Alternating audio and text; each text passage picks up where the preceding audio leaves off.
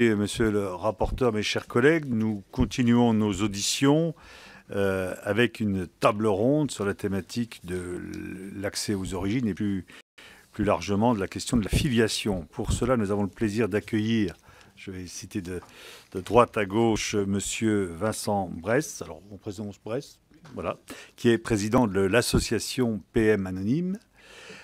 Monsieur Stéphane Vivy, qui est professeur à la faculté de médecine de Strasbourg et praticien hospitalier spécialiste de la biologie de la reproduction. Nous avons ensuite Monsieur Christophe Mal, président de France AMP, qui est doctorant en droit privé à l'université de Rouen, c'est bien ça. Nous avons ensuite le docteur Christian Flavigny, pédopsychiatre et psychanalyste à l'hôpital de la Pitié-Salpêtrière, qui est accompagné de Madame Michèle Fontanon-Missenard, psychiatre, et de Monsieur Jean-Thomas Le Sueur, délégué général de l'Institut Thomas More. Et enfin, Madame Huguette Mauss, Madame la Présidente, vous présidez le Conseil national de l'accès aux origines personnelles, le CNAOP. Je vous remercie tous d'avoir accepté d'intervenir dans le cadre de notre mission d'information. Les débats actuelle sur la potentielle ouverture de l'assistance médicale à la procréation aux couples de femmes et aux femmes seules, mais aussi la médiatisation de cas d'individus nés de dons de gamètes à la recherche de leurs origines, le développement de tests génétiques par des sociétés privées étrangères. Tout cela nous amène très régulièrement à nous interroger sur ces questions de filiation, d'anonymat de dons de gamètes, d'accès aux origines, etc. Nous souhaiterions prendre connaissance de vos différentes expériences et de vos positionnements sur ces différents sujets afin de faire mûrir notre réflexion dans le cadre de la révision de la loi de bioéthique. Je vous donne maintenant à tour de rôle la parole pour un exposé d'une dizaine de minutes chacun. Nous poursuivrons ensuite par un échange de questions et de réponses avec le rapporteur et les collègues ici présents. Les débats sont filmés et enregistrés, c'est pourquoi je vous inviterai à chaque prise de parole d'appuyer sur le bouton de micro et à la fin de l'éteindre pour qu'on ait un bon enregistrement de nos débats. Je commence donc en laissant la parole au président de l'association PM Anonyme, Monsieur Vincent Bress. Monsieur le Président, Monsieur le rapporteur, Mesdames et Messieurs les députés, mon propos aujourd'hui n'est pas de vous convaincre de la légitimité de la reconnaissance du droit d'accès aux origines. Parce que je crois que, d'abord, la plupart d'entre vous n'a peut-être pas à l'être, et surtout parce que son heure en France est venue. En effet, le quotidien La Croix titrait en une vendredi 5 octobre « L'anonymat du don bientôt levé » et sur les réseaux sociaux, comment cette idée s'est imposée. Le 25 septembre dernier, le Conseil consultatif national d'éthique rendait son avis numéro 129 en proposant pour la première fois, en tout cas pour lui, que soit rendue possible la levée de l'anonymat des futurs donneurs de sperme. Et au-delà, je crois, la société française, qui suit le concert des nations occidentales ayant déjà reconnu le droit d'accès aux origines, est favorable majoritairement à cette demande. Dans un sondage en ligne du Figaro du 19 février, sur 22 142 votants, 56% d'entre eux répondaient positivement à la question « Faut-il lever l'anonymat des donneurs pour permettre aux enfants de connaître leurs origines ?» Je ne résiste pas non plus à citer la remarquable intervention du défenseur des droits, ici même, M. Jacques Toubon, devant vous le 9 octobre, qui préconise que, au moment du don, le donneur accepterait que ces informations soient données et au moment où l'enfant deviendrait majeur, il y aurait une sorte de rencontre de volonté, un terme que j'ai personnellement beaucoup apprécié, entre ce donneur qui a consenti avant le don et cet enfant qui, à ce moment-là, réclame l'accès à ses origines. Je le citais. Donc non, mon propos aujourd'hui est de rassurer tout en faisant appel à votre vigilance. Mon propos, c'est aussi et surtout le message de très nombreuses personnes nées de dons, près de 150 de donneurs, de parents qui rejoignent notre association. Donc rassurer tout d'abord sur un point qu'il faut systématiquement rappeler et qui est souvent la source d'un quiproquo inconscient. Le droit d'accès aux origines n'est pas une remise en cause de quelque manière que ce soit de la filiation. Vous en parliez, Monsieur le Président. Pas une seule des femmes et des hommes de notre association, mais quand je dis pas une seule, n'a jamais remis en cause sa filiation, et au-delà, l'amour qu'ils portent à ceux qui les ont désirés, aimés, éduqués. Rassurer aussi sur le fait que cette démarche n'est rien d'autre qu'une démarche personnelle, intime, qui ne vise qu'à mieux se connaître soi-même dans tout ce qui fait notre individualité. D'ailleurs, je parlerai toujours plus facilement de reconnaissance du droit d'accès aux origines et non pas de levée de l'anonymat. Ça a été dit ici, je crois, suffisamment, mais parce que la demande de mon association n'est pas de mettre fin à ce système, qui a effectivement une vraie fonction psychologique et organisationnelle pour l'AMP avec don, mais de permettre plutôt une dérogation à ce principe d'anonymat à la majorité de la personne née de don, et seulement, uniquement seulement, si elle le souhaite. Comme vous pouvez le voir dans le dossier qui accompagne mon intervention, l'association PM Anonyme a émis 8 propositions pour la mise en œuvre de l'accès aux origines. Elle s'appuie fortement sur le retour d'expérience des pays qui le reconnaissent parfois depuis des décennies en Europe, mais dans le monde aussi. Elle traite de la révélation de l'identité du donneur, mais également de nombreux sujets importants comme les données médicales, l'accès aux informations non identifiantes, les mises en relation notamment entre personnes nées de don qui le souhaitent elles-mêmes. Mais je voudrais surtout, et ici aujourd'hui, vous alerter sur 2 points qu'il convient de clarifier, notamment après la publication de l'avis du CCNE. Ces 2 points, ce sont la prise en compte des 70 000 personnes déjà nées de don, comme moi, et le double guichet. La loi que vous ferez, messieurs et madame les députés, bien évidemment, nous en avons conscience, n'aura pas d'effet rétroactif. Je souhaite que les enfants à naître par don de gamètes, dans le futur, n'aient pas comme nous à affronter le mur indépassable de l'anonymat absolu et irréversible de leurs donneurs. Mais pour eux, je reste confiant. Et je veux croire que ce droit d'accès à leurs origines, il n'est rien d'autre qu'à choisir de l'exercer ou pas. Je pense donc maintenant à ceux qui, comme moi, sont déjà nés d'un donneur, à qui nous avons promis ou on a promis l'anonymat. Et je vous le dis, ne nous oubliez pas. Ne nous oubliez pas parce que nous demandons pour nous-mêmes qu'une simple mesure, le droit de demander, à travers une structure dédiée et mise en place par l'État, à notre donneur, s'il accepterait de nous en dire plus sur lui. Ne nous oubliez pas non plus parce que de très nombreuses personnes nées de dons, aujourd'hui, n'attendent pas qu'on s'occupe d'elles et réalisent déjà des tests génétiques récréationnels. Certaines d'entre elles retrouvent leurs donneurs, des demi-frères et sœurs, et sont totalement livrées à elles-mêmes. Pas plus tard que la semaine dernière, nous avons encore 2 personnes dans l'association qui se sont rendues compte qu'elles étaient sur Reims nées du même donneur. J'en appelle donc à la responsabilité de l'État de ne pas les laisser être contraintes à ce dernier recours. C'est un dernier recours que sont les tests ADN. Et se retrouver face à des situations potentiellement compliquées pour les familles, sans préparation, sans accompagnement. Enfin, je voudrais attirer votre attention également sur le risque d'une mise en place bancale que constituerait le double guichet. À savoir la possibilité laissée au donneur de choisir s'il veut rester anonyme ou pas, au moment du don, ou pire, au moment de la demande par une personne née de don d'exercer son droit. C'est l'un des systèmes d'ailleurs que présente dans son avis du 11 juillet le Conseil d'État, qui au passage a reconnu lui aussi la nécessité de répondre à la reconnaissance du droit d'accès aux origines. Ça fait déjà beaucoup d'institutions. Notons d'ailleurs que les seuls pays, lorsque l'accès aux origines était possible à l'avoir permis, sont les États-Unis et le Danemark aujourd'hui. 2 pays qui le font pour des raisons purement mercantiles. Pourquoi ce système, je vous enjoins à le rejeter? Tout d'abord parce qu'il est fondamentalement injuste et renvoie, encore une fois, la personne née de don, parfois il y a plus de 40 ans, à un statut d'enfant, littéralement d'infance, celui qui ne sait pas encore parler, et donc à qui l'on dénie le droit de décider pour lui-même. Donc, créateur d'une rupture d'égalité insupportable pour les personnes nées de don, ce système est une contradiction en lui-même. Si le droit d'accès aux origines est un principe, alors il ne saurait être subordonné à un choix personnel du donneur.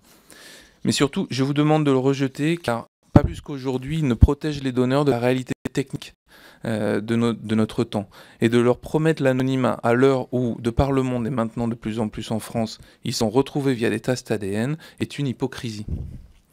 J'en termine sur ce point en rappelant que dans son avis numéro 90, le CCNE s'était prononcé en défaveur du double guichet, rappelant que cela constituerait une discrimination entre les enfants nés de don.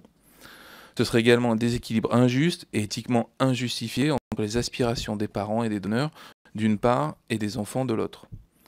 Donc j'en termine, si vous me permettez, avec cette citation de Victor Hugo. Une idée n'est jamais aussi forte que quand son heure est venue. Le droit d'accès aux origines est un droit simple, protecteur et qui n'enlève rien à personne, ni à ceux qui donnent généreusement et en responsabilité, rendus à ce statut de générosité assumée, ni à ceux qui feront le choix de ne pas l'exercer. Merci. Merci. Je laisse la parole maintenant à Monsieur Stéphane Vivi. Monsieur le professeur. Je vous remercie, Monsieur le Président. Merci de me recevoir et de me donner l'opportunité de m'exprimer. Je vais m'exprimer au titre d'ancien chef de service du laboratoire de biologie de la reproduction du CHU Strasbourg. Je suis le fondateur du premier centre de diagnostic préimplantatoire et pendant très longtemps, mon laboratoire s'est concentré sur la recherche sur les cellules souches embryonnaires humaines et les cellules souches à pluripotence induite. Et donc, c'est au titre de professionnel de l'AMP que je m'exprime aujourd'hui.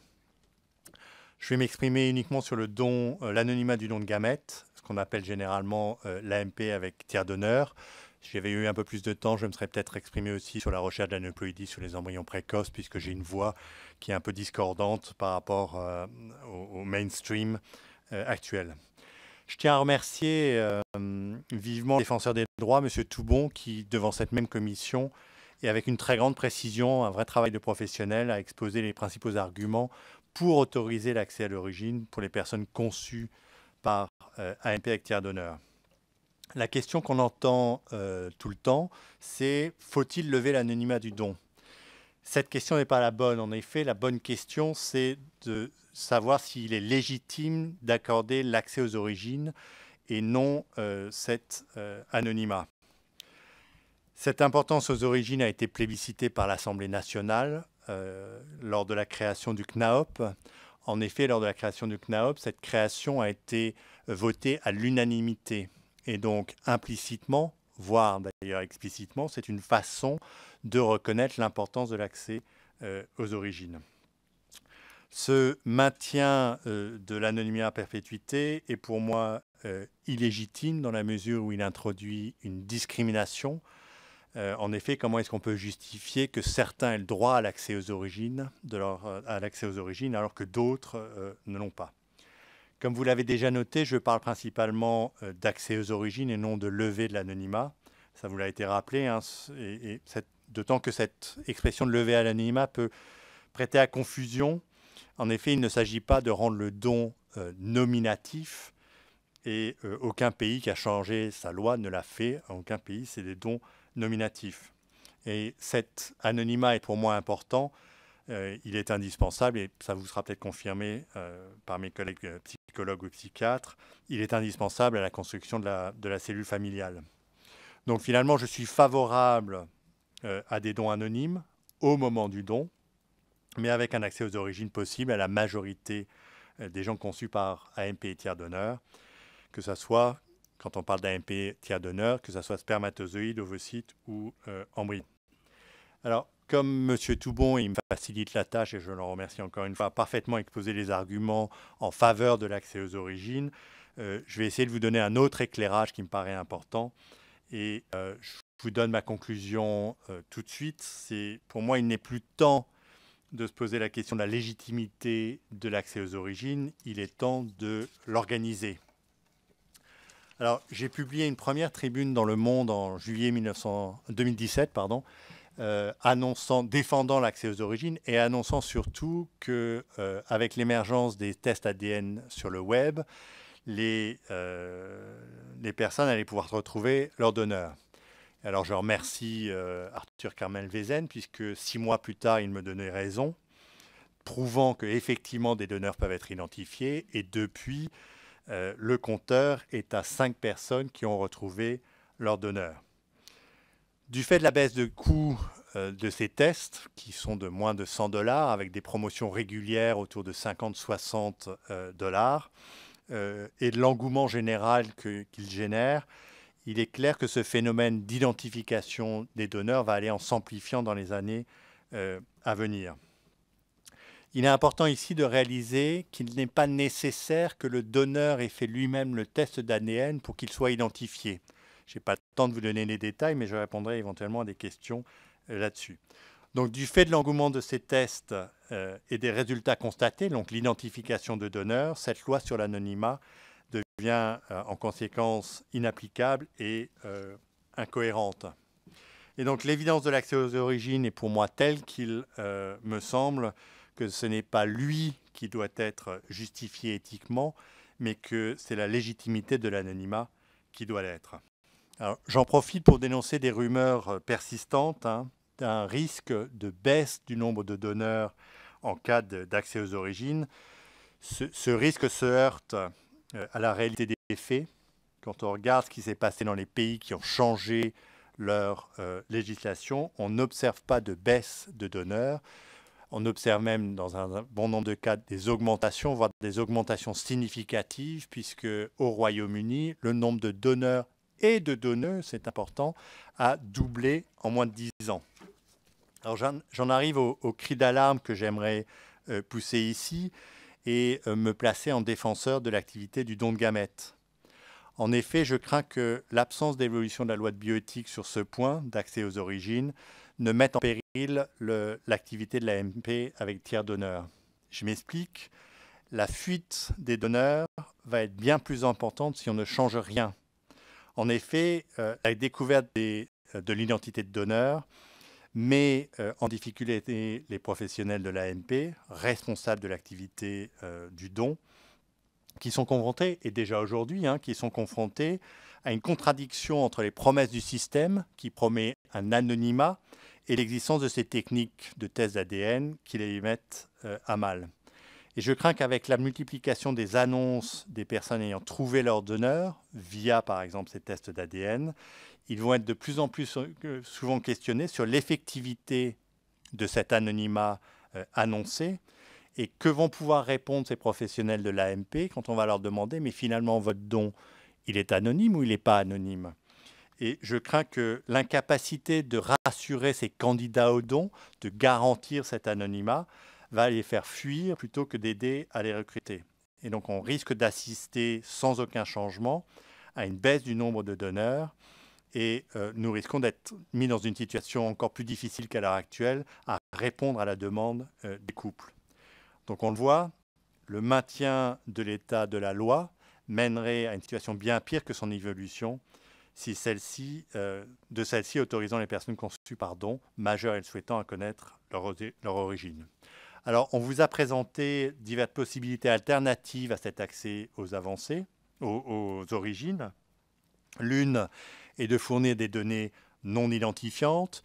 Je pense que je n'ai pas besoin de vous expliquer que par définition, la demande d'accéder à ces origines ne peut pas se satisfaire de données non identifiantes. L'autre est la mise en place d'un système de double guichet dont on vient de vous parler.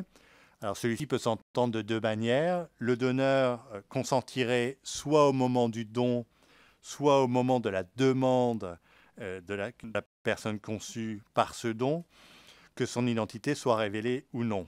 Alors, un système de double guichet n'est éthiquement pour moi pas acceptable car il produirait une injustice entre ceux qui obtiendraient l'autorisation, l'accord du donneur ou ceux qui se la verraient refuser. Quoi qu'il en soit, on considère les données non identifiantes ou le double guichet, la problématique reste strictement la même. L'anonymat du don ne peut pas être garanti à l'heure actuelle et encore moins dans le futur du fait de la démocratisation des tests ADN récréatifs.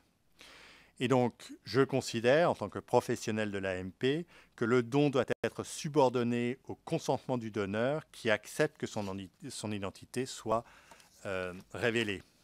Et donc, je lance ici un cri d'alarme, sauvons l'AMP avec tiers donneur.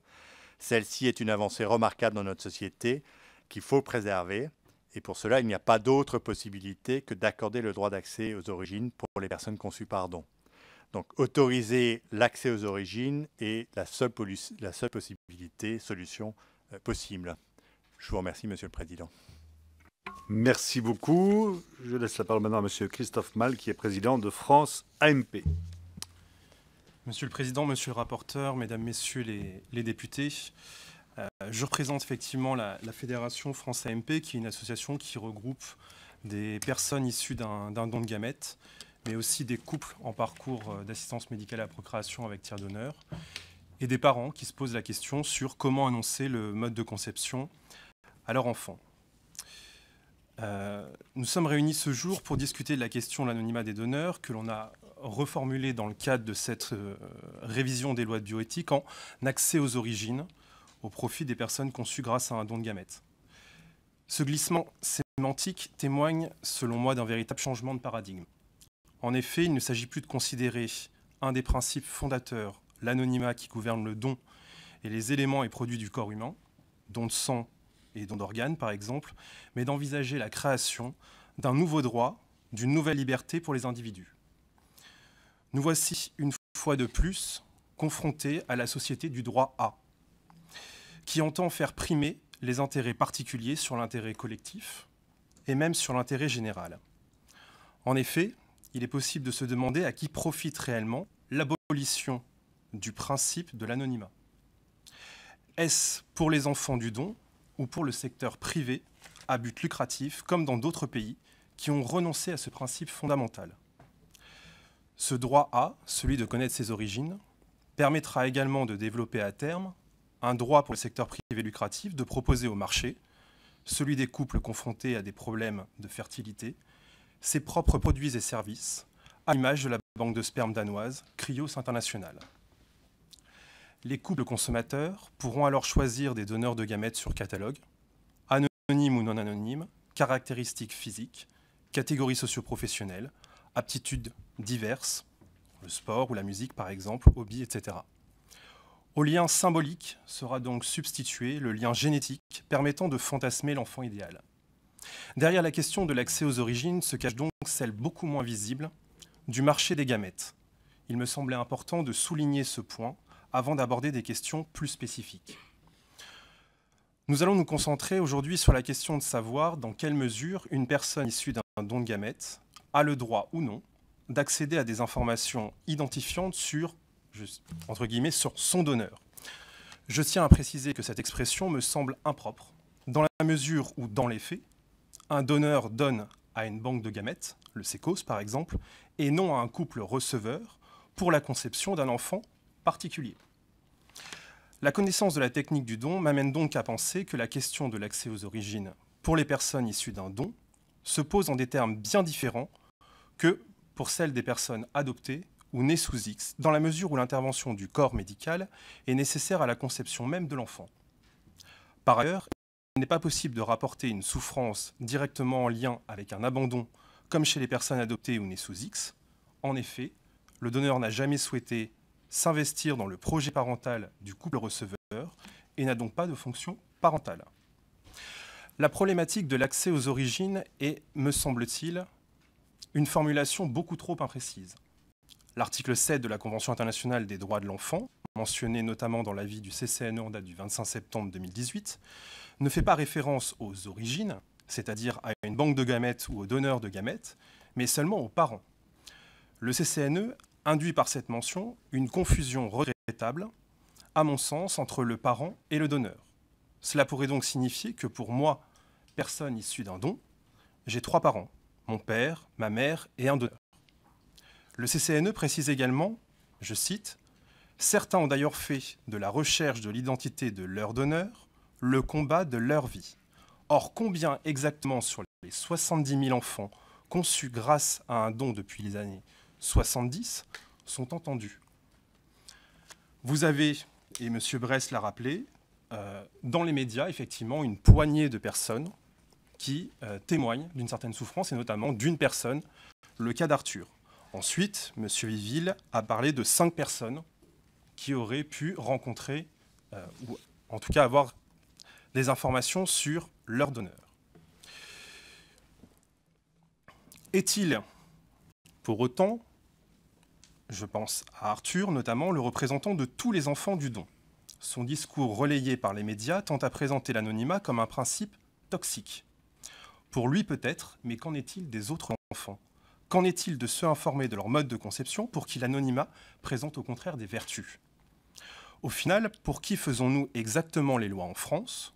Pour quelques individus médiatisés sur 70 000 ou pour une majorité silencieuse? Quand allons-nous nous pencher réellement aux moyens d'études qualitatives et quantitatives sur le vécu des enfants du don? Les arguments exposés par les personnes favorables à une levée de l'anonymat ne me semblent pas tous convaincants, car nombreux sont les mythes présentés comme des vérités. La question du dossier médical du donneur, par exemple, est un faux problème, puisque par essence, un donneur ne peut être admis si son patrimoine génétique et sa généalogie laissaient penser à la transmission éventuelle d'une maladie grave. Mesdames, Messieurs les députés, croyez-vous sincèrement que les médecins auraient pris un tel risque? Autre exemple, celui de la consanguinité chez les enfants du don. On sait que dans la population des personnes conçues à l'ancienne, entre guillemets, le risque pour les enfants nés de relations adultères est bien supérieur au risque pour les enfants issus d'un même donneur. Ma question est la suivante, quand allons-nous enfin cesser de croire à ces non-vérités? Le CCNE avance également dans son avis l'argument suivant lequel, je cite, « Il est clair que continuer à défendre l'anonymat à tout prix est un leurre à l'heure présente et future de la génomique et du big data. » Ce fatalisme venant de la part d'une institution que je respecte me déçoit. Pensez-vous que chaque enfant du don va recourir au test génétique comme le très médiatisé Arthur? Et quand bien même, ne devrions-nous pas prévenir des dangers de cette technologie? En effet, à titre personnel, mon donneur est peut-être déjà décédé. Peut-être que le test génétique ne donnera rien. Ou encore que je serai déçu s'il ne souhaite pas me rencontrer ou s'il ne correspond pas à mes attentes et représentations.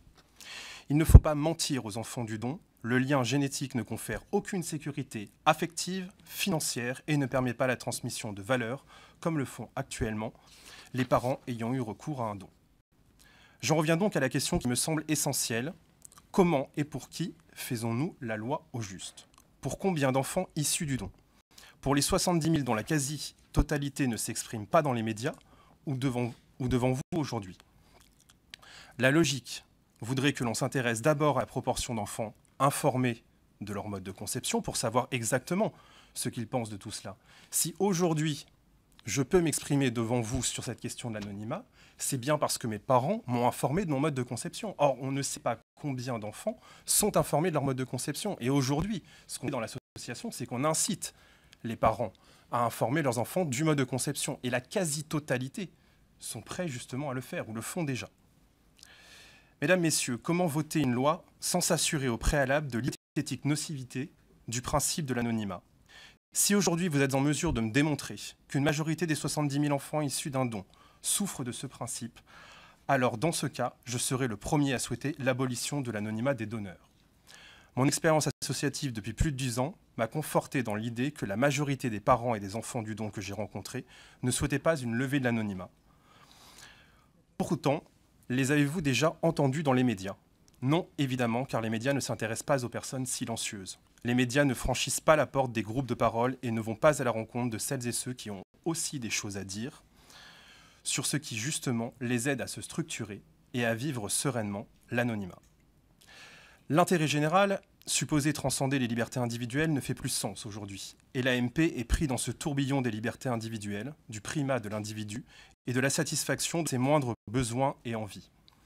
Plus que la question de l'accès aux origines, il me semble fondamental que l'on continue à sensibiliser les couples et les parents sur l'intérêt de lever le secret sur le mode de conception de l'enfant. Je me tiens devant vous aujourd'hui pour vous dire que l'on peut être un enfant du don et heureux. Que nos doutes et souffrances ne découlent pas exclusivement de notre mode de conception, car nous vivons dans le même monde, dans le même monde que vous, dans la même société que vous, et que nous traversons les mêmes moments heureux et moins heureux que vous. Mesdames, Messieurs les députés, prenez le temps de la réflexion, car ce n'est pas être conservateur que de garder intact un principe dont la nocivité n'est pas démontrée. Laissons du temps aux chercheurs pour se pencher davantage sur cette question et gardons à l'esprit que l'anonymat fait partie d'un tout qui garantit, à mon sens, une réelle éthique dans la pratique française de l'AMP. L'exception ne doit pas devenir un principe, car comme d'autres enfants du don, je maintiens que l'anonymat présente de multiples vertus dont on ne parle pas assez. Je vous remercie de votre attention. Je vous remercie. La parole maintenant est au docteur Christian Flavigny, pédopsychiatre et psychanalyste à l'hôpital de la Pitié-Salpêtrière. Docteur, si vous voulez bien éteindre votre micro. Voilà. Merci, Monsieur le Président, Monsieur le rapporteur, Mesdames et Messieurs les députés. Je voudrais demander comment comprendre que le Parlement français pourrait déconstruire les principes français régissant l'adoption et l'aide médicale à la procréation, alors que ceux-ci ont été conçus en fonction des besoins de l'enfant, en fonction des besoins de l'enfant qui sont le besoin d'une cohérence entre la filiation psychique que je vais expliquer schématiquement, et la filiation juridique venant donner un cadre structurant à la filiation psychique de l'enfant. Mais je rappelle les deux principes qui régissent la manière française, donc dans l'adoption et dans l'aide médicale à la procréation, car ils sont liés. Le premier principe, c'est le principe que le couple enfante, même si, charnellement, il n'a pas enfanté, mais il enfante psychiquement. C'est-à-dire qu'il se constitue comme les parents de l'enfant, c'est le cas dans l'adoption, c'est le cas dans l'aide médicale à la procréation. Le principe de l'enfantement constitue ce que l'on appelle en psychologie l'originaire pour l'enfant, que je veux mettre en balance avec la notion de connaissance des origines. L'originaire, c'est la façon dont l'enfant va se constituer lui-même comme issu de ses deux parents, même si charnellement il a fallu un apport. Il va se constituer donc, et cela va être sa raison d'être. Il va être le fruit de l'union de ses parents, même si en effet il y a eu un apport, je dirais, de gamètes. C'est cette notion d'originaire qui est centrale pour la vie psychologique de l'enfant. C'est celle qui lui permet de s'inscrire dans la filiation, dans le principe psychique de sa filiation. Et ceci est essentiel, car c'est ce principe de filiation psychique, mis en cohérence avec la filiation juridique, qui va établir ce qui est le principe régulateur de la vie familiale, à savoir les interdits familiaux de l'inceste et du meurtre. Ceci est fondamental car c'est le principe de la protection de l'enfant qui est donc là en jeu. L'anonymat est donc un principe de protection de la vie psychique de l'enfant pour éviter le tiraillement entre la filiation qui va s'établir et qui est proposée à l'enfant et une autre filiation avec l'impression que l'enfant aurait une dette à rédimer quelque part ailleurs de là où il s'est inscrit et de là où l'adoption l'a inscrit à partir d'un discours clair.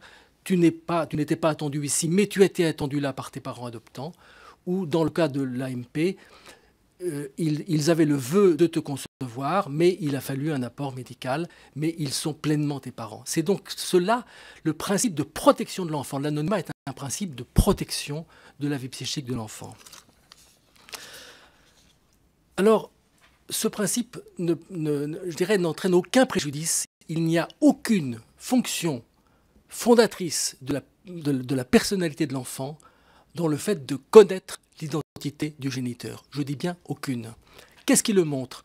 Mais qu'est-ce qui le montre? C'est le nombre considérable d'enfants qui n'ont absolument aucun sujet autour de cette connaissance des origines, qui sont adoptés, qui savent qu'il y a eu recours peut-être à une AMP, mais qui n'ont aucun sujet autour de la connaissance du géniteur.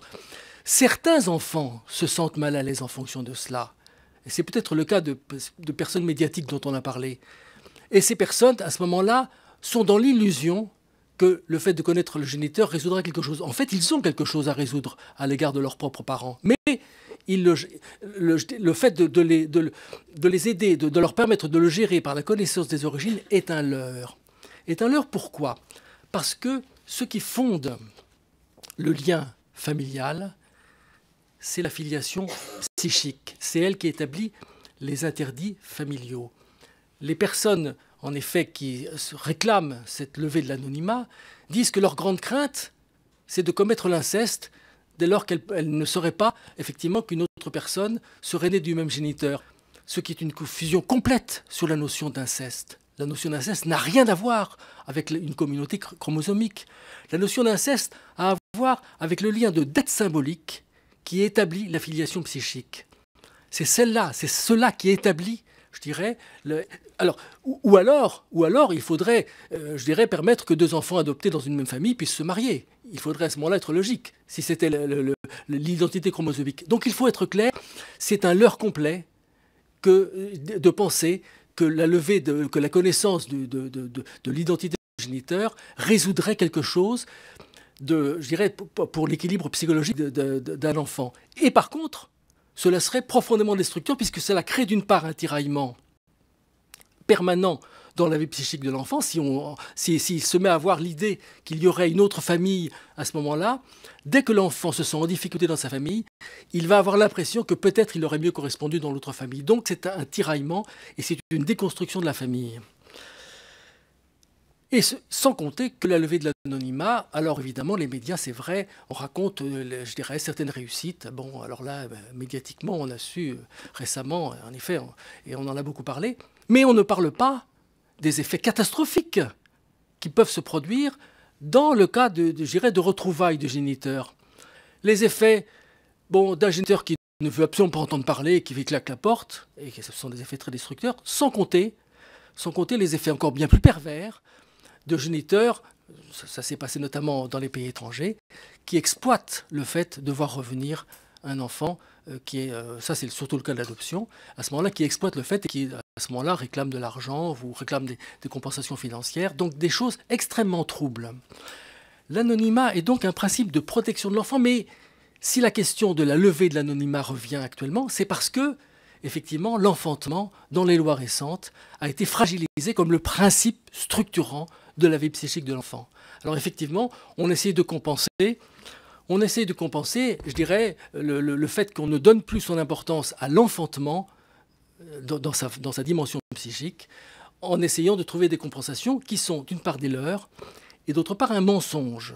Un mensonge parce que à partir du moment, je dirais, où c'est tout le problème actuellement de la discussion sur l'ouverture, sur l'extension aux femmes seules et aux femmes en union de même sexe de la procréation médicalement assistée, si on ouvre à ce moment-là, je dirais, on conserve bien sûr le principe biologique elle-même, c'est le principe de la fécondation, mais on ne donne plus à cette fécondation l'enveloppe psychique et affective, qui est l'enveloppe relationnelle portant un enfantement et permettant à l'enfant de s'inscrire à ce moment-là, de se sentir le fruit de cette union, même effectivement si cette union a eu besoin d'un apport technique médical.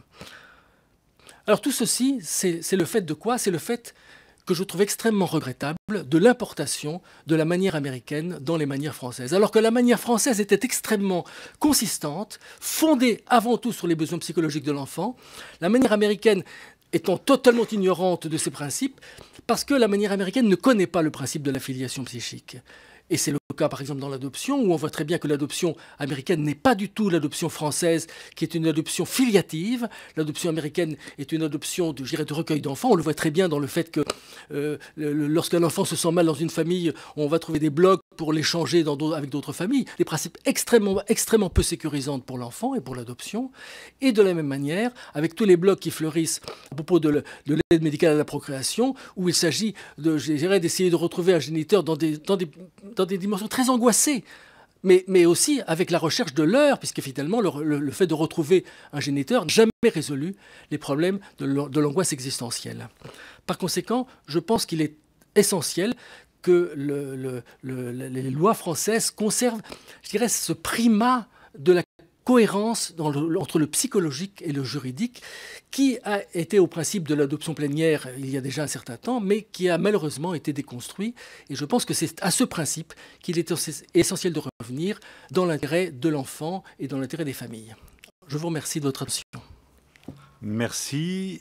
La parole est à Madame la Présidente du CNAOP, le Conseil national de l'accès aux origines personnelles, Madame Huguette Mauss. Monsieur le docteur, si vous voulez bien éteindre votre micro, Madame la Présidente, vous avez la parole. Merci beaucoup, Monsieur le Président, Monsieur le rapporteur, Mesdames et Messieurs les députés. En tant que présidente du Conseil national pour l'accès aux origines personnelles, je vais expliquer en quelques mots le fonctionnement du CNAOP et les modalités finalement qui nous amènent à nous préoccuper actuellement de l'évolution susceptible d'arriver dans le cadre de la révision de la loi bioéthique. Alors de tout temps, les femmes ont abandonné leur enfant sans laisser d'informations sur leur identité. Les raisons qui les poussent à le faire encore aujourd'hui sont multiples. Elles sont familiales, professionnelles, économiques. Et la plupart des femmes pour lesquelles ces grossesses sont impossibles veulent absolument que le secret le plus absolu soit maintenu parce qu'elles évoquent parfois même des risques de mort en ce qui les concerne. Le planning familial est d'ailleurs une association qui défend toujours l'accouchement sous le secret. Le cadre législatif n'est pas récent puisque le premier cadre, c'est la Révolution française qui a institué la règle du secret de la grossesse et de l'accouchement. Le secret de l'abandon a été introduit en juin 1904, donc ce sont quand même une sédimentation de textes qui a conforté ce dispositif. En 1993, l'accouchement sous X fait son entrée dans le Code civil avec l'article 326 qui précise que lors de l'accouchement, la mère peut demander que le secret de son admission et de son identité soit préservé. La rupture du lien de filiation est donc légalisée. En 1996, la loi Mattei prévoit que les éléments non identifiants entourant la naissance, lieu, date et heure soient recueillis et conservés. Un accompagnement psychologique et social des mères est prévu, ainsi que la possibilité pour elles de renoncer à l'anonymat à tout moment si elles le souhaitent. C'est donc un problème à la frontière de l'éthique et du droit, et ces interrogations alimentent toujours un débat fortement médiatisé, comme ont pu le relever les intervenants précédents, et qui oppose souvent les aspirations des uns à la connaissance de leurs origines et les droits des autres à la préservation du secret de leur identité, débat au cœur duquel est posée la question du maintien de l'accouchement anonyme. Je ne reviendrai pas sur le contexte international, notamment la Convention internationale des droits de l'enfant ou la Convention internationale de l'Haye du 29 mai 1993, qui sont des éléments de contexte sur lesquels s'appuient un certain nombre de défenseurs, mais sans trouver de réponse unanime à la question. Mais c'est aussi dans ce contexte d'une volonté d'accès au dossier des pupilles et d'une forte demande de transparence émanant des personnes concernées par la question de l'accès aux origines personnelles, et notamment la difficulté de se construire sur le silence de leur origine biologique, que la loi de 2002 a été votée. Cette loi de 2002 maintient la faculté d'accoucher dans l'anonymat, solution à la fois protectrice pour ces mères qui pourraient accoucher clandestinement avec tous les risques que cela comporte, mais cette loi limite aussi les obstacles légaux et administratifs qui étaient opposés à l'accès aux origines personnelles. La loi de 2002 a donc créé le Conseil national, qui avait déjà été évoqué en 1990, pour harmoniser les pratiques administratives et organiser la réversibilité du secret des origines. L'objectif du CNAOP est donc d'harmoniser les pratiques entre tous les départements, et notamment au moment de l'accouchement, pour que les services de proximité, et notamment les correspondants du CNAOP au sein des conseils départementaux, puissent informer les femmes sur leurs droits, obtenir suffisamment d'informations et consigner dans le dossier de l'enfant un certain nombre d'informations, et que ces pratiques soient homogènes sur l'ensemble du territoire, ce qui est encore pas gagné aujourd'hui. L'objectif aussi, c'est d'organiser la réversibilité du secret. C'est une démarche active auprès des parents pour s'assurer de leur volonté de maintenir ou non le secret de leur identité. L'enfant, détenteur de ses origines personnelles, restera libre de se faire connaître de ses parents de naissance s'il le souhaite. La loi prend la mesure de l'importance du temps et des circonstances économiques et psychologiques et la pression de l'entourage lors de l'accouchement qui peuvent faire évoluer la femme qui peut souhaiter plus tard lever le secret de son identité. L'objectif de cette loi, votée à l'unanimité au Parlement, est d'obtenir un compromis équilibré entre les droits des femmes et des enfants.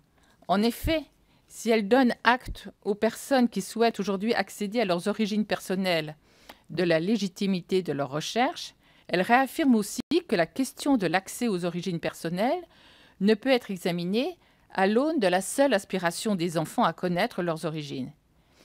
Ce dispositif fournit aux femmes que la détresse conduit à accoucher anonymement la protection qu'elles sont en droit d'attendre de notre société.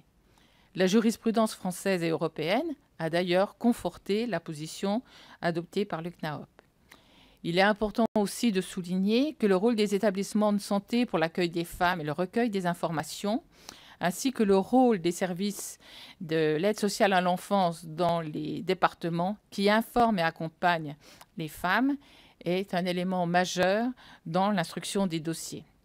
C'est aussi un gage d'une instruction neutre des dossiers et dont le mode opératoire est respectueux des parties, la mère et l'enfant, la mère biologique et l'enfant, et de la loi. L'objectif, c'est d'assurer un accompagnement psychologique et social de la mère pour l'inciter à laisser à son enfant des éléments d'information suffisants de son histoire sans pour autant révéler son identité. Et donc, les femmes sont incitées à laisser un pli fermé au moment de l'accouchement. Toutefois, on constate qu'un certain nombre de plis fermés ne sont pas déposés ou ne contiennent rien. Mais actuellement, le débat est aussi ouvert lors de la révision de la loi bioéthique qui conduit notamment à s'interroger dans le cas de maladies génétiques. Lorsqu'une maladie génétique est décelée chez un enfant né dans le secret, il est normal qu'il cherche à s'informer et à entrer en relation avec ses parents biologiques. De même, lorsqu'une mère apprend qu'un de ses enfants est atteint d'une maladie génétique et que par ailleurs elle a donné naissance à un enfant qu'elle a abandonné, il est important que l'enfant né dans le secret puisse connaître le risque éventuel de développer cette maladie. Pour nous, il s'agit d'une véritable préoccupation de santé publique qui rejoint les préoccupations relatives aux maladies génétiques dans le cas de naissance par PMA. Néanmoins, le CNAOP considère que la volonté de la mère, la mère biologique et la volonté de l'enfant doivent être convergents pour arriver à une levée d'identité. Alors, quelques chiffres pour expliquer le fonctionnement du CNAOP. Sur les 700 demandes d'accès aux origines qui émanent d'enfants, à peu près dans moins de la moitié des cas, nous arrivons à identifier la mère de naissance, mais dans seulement la moitié encore de ces cas, la mère de naissance accepte de donner son identité. Dans le cadre de la révision des lois de bioéthique, l'aspect santé publique et notamment le fait de transmettre des maladies génétiques sera peut-être un argument pour donner des informations sans forcément lever le secret. Mais nous estimons à ce stade que nous n'avons pas encore suffisamment d'éléments sur la loi pour pouvoir approfondir cette question au sein du Conseil national pour l'accès aux origines personnelles. Merci, Madame la Présidente. Mesdames, Messieurs, merci pour vos interventions. Je vous propose que nous passions à une série de questions-réponses. À mon niveau, j'en aurais deux, mais qui concernent des études pour essayer d'objectiver les choses. Existe-t-il des études sur la souffrance engendrée par l'impossibilité d'accès à ses origines pour les enfants qui sont nés suite à des dons de gamètes, des études sur la souffrance des donneurs qui, eux, souhaitent obtenir des informations sur les enfants nés de leurs dons. Donc voilà, est-ce qu'il y a ou non des études? Et puis, deuxième question, dans la même logique, existe-t-il des pays où sont suivis à long terme les donneurs de gamètes dont l'identité a été in fine révélée? Quels enseignements en ont été tirés, le cas échéant? Existe-t-il de même des études sur un suivi des enfants ayant accédé à leurs origines? Donc voilà, c'est là-dessus du demande d'études, si vous avez, soit en France, mais il n'y en a pas beaucoup, peut-être à l'étranger, j'imagine. Donc nous refaisons un tour de table sur ces questions. Monsieur Brest. Oui, merci pour la question. Effectivement, vous le soulignez, moi c'est quelque chose qui me fait question, c'est l'absence d'études en France. Donc au-delà des discours qui peuvent parfois être anxiogènes d'un côté comme de l'autre, on n'a pas de vérité ou de sérieux scientifique en France. Par contre, et ça c'est bien parce que les pays autour de nous, et vraiment il y en a un grand nombre, l'Allemagne, la Hollande, l'Angleterre, je ne vais pas tous vous les citer, eux font des études, alors surtout les anglo-saxons, vous posez la question d'études sur la souffrance, elles sont d'autant plus difficiles à réaliser, j'imagine, je ne suis pas moi-même psychologue, ou sur que pourraient penser les donneurs. Moi, ce que je peux vous dire de ce que nous avons récolté, c'est que, je voudrais en citer 3, elles sont en lien sur le site web de notre association. D'abord une étude anglaise de 2015 qui porte sur une cohorte de 419 personnes conçues par don. Et dans cette étude, on montre que 46% de ces personnes sont très favorables ou favorables à l'accès à l'identité du donneur, en tout cas de la personne qui a participé à leur conception. 33% sont neutres.